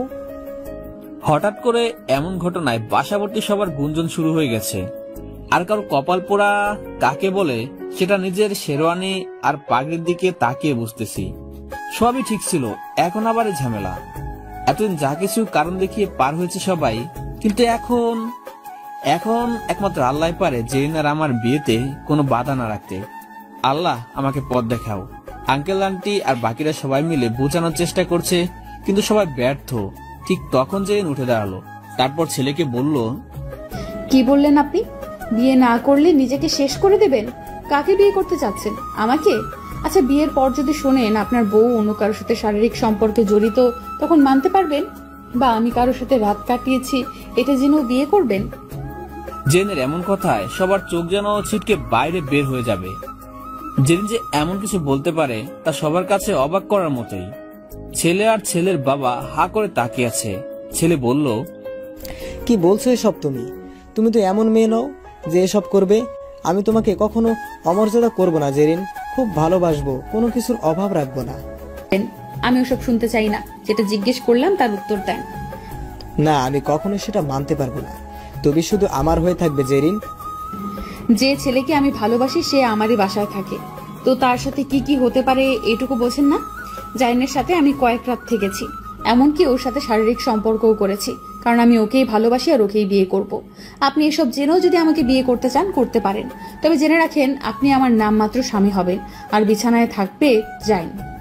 এসব কথার বাইরে জানাজানি হলে মান সম্মান হারাবেন আপনারা। এখন বলেন, করবেন বিয়ে? আর জোর করে বিয়ে করতে চাইলে বিষ আমিও খেতে পারি, সেটাও মনে রাখবেন। জেনের মুখে সব কথা শুনে সবার মাথা ঘুরছে। কথাগুলো একটু অন্যরকম হলেও এখনকার সিচুয়েশনে এটাই পারফেক্ট। হয়তো এই কথাগুলো অন্য সময় বললে নিজেদের মাঝে ঝামেলা হতো, কিন্তু এই একটি কথার জন্য দুটো জীবন বেঁচে যাবে। ছেলে আমার দিকে তাকিয়ে বলল, সত্যি কি এমন কিছু হয়েছে তোমাদের মাঝে? কিছু হোক বা না হোক, পরেরটা শুনেননি? বিয়ে হলেও ওর বিছানায় আমি থাকবো। তবুও বিয়ে করতে চান? ছেলে চোখে পানি এসে গেছে। তারপর বলল, আমি চাই যে আমার স্ত্রী হবে সে শুধু আমারই থাকবে, অন্য কারোর সাথে তাকে ভাবতেও পারবো না। তোমাদের ভালোবাসা সার্থক, সুখী হও তোমরা। শুধু এই কথার জন্য জোর করলাম না, সুখে থেকো তোমরা। ছেলে আর তার বাবা মাথা নিচু করে চলে গেল। আঙ্কেল আন্টি একজন আরেকজনকে দেখছে অবাক চোখে। তারপর কাজী বিয়ে পড়ানো শুরু করলো। সব ঠিকঠাক মতো হয়ে গেল। জেনের আম্মু জেনকে পাশের রুমে নিয়ে জিজ্ঞেস করলো, মামানি সত্যি কি তুমি এমন কিছু করেছো? আরে না, ওটা তো ওনাদেরকে বোঝানোর জন্য বলেছি। তুমি কি জানো না তোমার মেয়ে কেমন? সত্যি অনেক ভয় পেয়ে গিয়েছিলাম, মান সম্মান বুঝে চলে গেছিল। উফ, এখন আর এসব নিয়ে ভেবো না তো। মামনি, তুমি রুমে যাও, আমি জেনকে বলে পাঠিয়ে দিচ্ছি। একটু জলদি করো আম্মু। যা শয়তান। আজ আর রাগ করো না আম্মু, মেয়ের বিয়ে হয়ে গেছে। বুঝেছি। আমার স্টুডেন্টরা বলল, ভাইয়া না থুক্কু, দুলাভাই কনগ্রাচুলেশন। আজ থেকে কিন্তু দুলাভাই বলে ডাকবো। আর হ্যাঁ, আপুকে কষ্ট দিলে কিন্তু খবর আছে। আপনার বিয়ের খুশিতে আগামী 2 দিন আমাদের ছুটি। হ্যাঁ ঠিক আছে। এখন যান, আপু আপনার জন্য ওয়েট করে আছে। হ্যাঁ আচ্ছা ঠিক আছে। আচ্ছা আসছি আমি শালিকা। অবশেষে বাসর ঘরে প্রবেশ করলাম। জীবনের নতুন অধ্যায় শুরু হলো। যেদিন ঘোমটা দিয়ে বসে আছে, আমি ওর পাশে বসে ওর ঘোমটা সরিয়ে বললাম, আর লজ্জা পেয়ে লজ্জাপতি সাজতে হবে না ম্যাডাম। সবার সামনে যা বললে তাতে আমি মাটিতে তুলে যাচ্ছিলাম। এই কথাগুলো না বললে বিয়ে আটকাতে পারতে তুমি। ভাগ্যিস সেদিন আল্লাহ যা করে ভালোর জন্যই করে। আজ থেকে আমি তোমার, তুমি আমার, আর কোনো বাধা নেই আমাদের মাঝে। পরিবারের দোয়া ছাড়া কেউ কখনো সুখী হতে পারে না। আমরা পালিয়ে বিয়ে করলে হয়তো বাবা মা কষ্ট পেত, তাই এখন সবার দোয়া আমাদের জীবন যেন সুখের হয়, এটাই চাই। আমার বাবা মা বেঁচে থাকলে আজ অনেক খুশি হতো। চলো না মায়ের দোয়া নিয়ে আসি। চলো। আমি জেরিনকে নিয়ে ছাদে চলে গেলাম। আমার রুম থেকে মায়ের ছবিটাও নিলাম। তারপর ছবিটাকে সামনে ধরে বললাম, ও মা, মাগো দেখো তোমার জাইন আজ বিয়ে করেছে মা।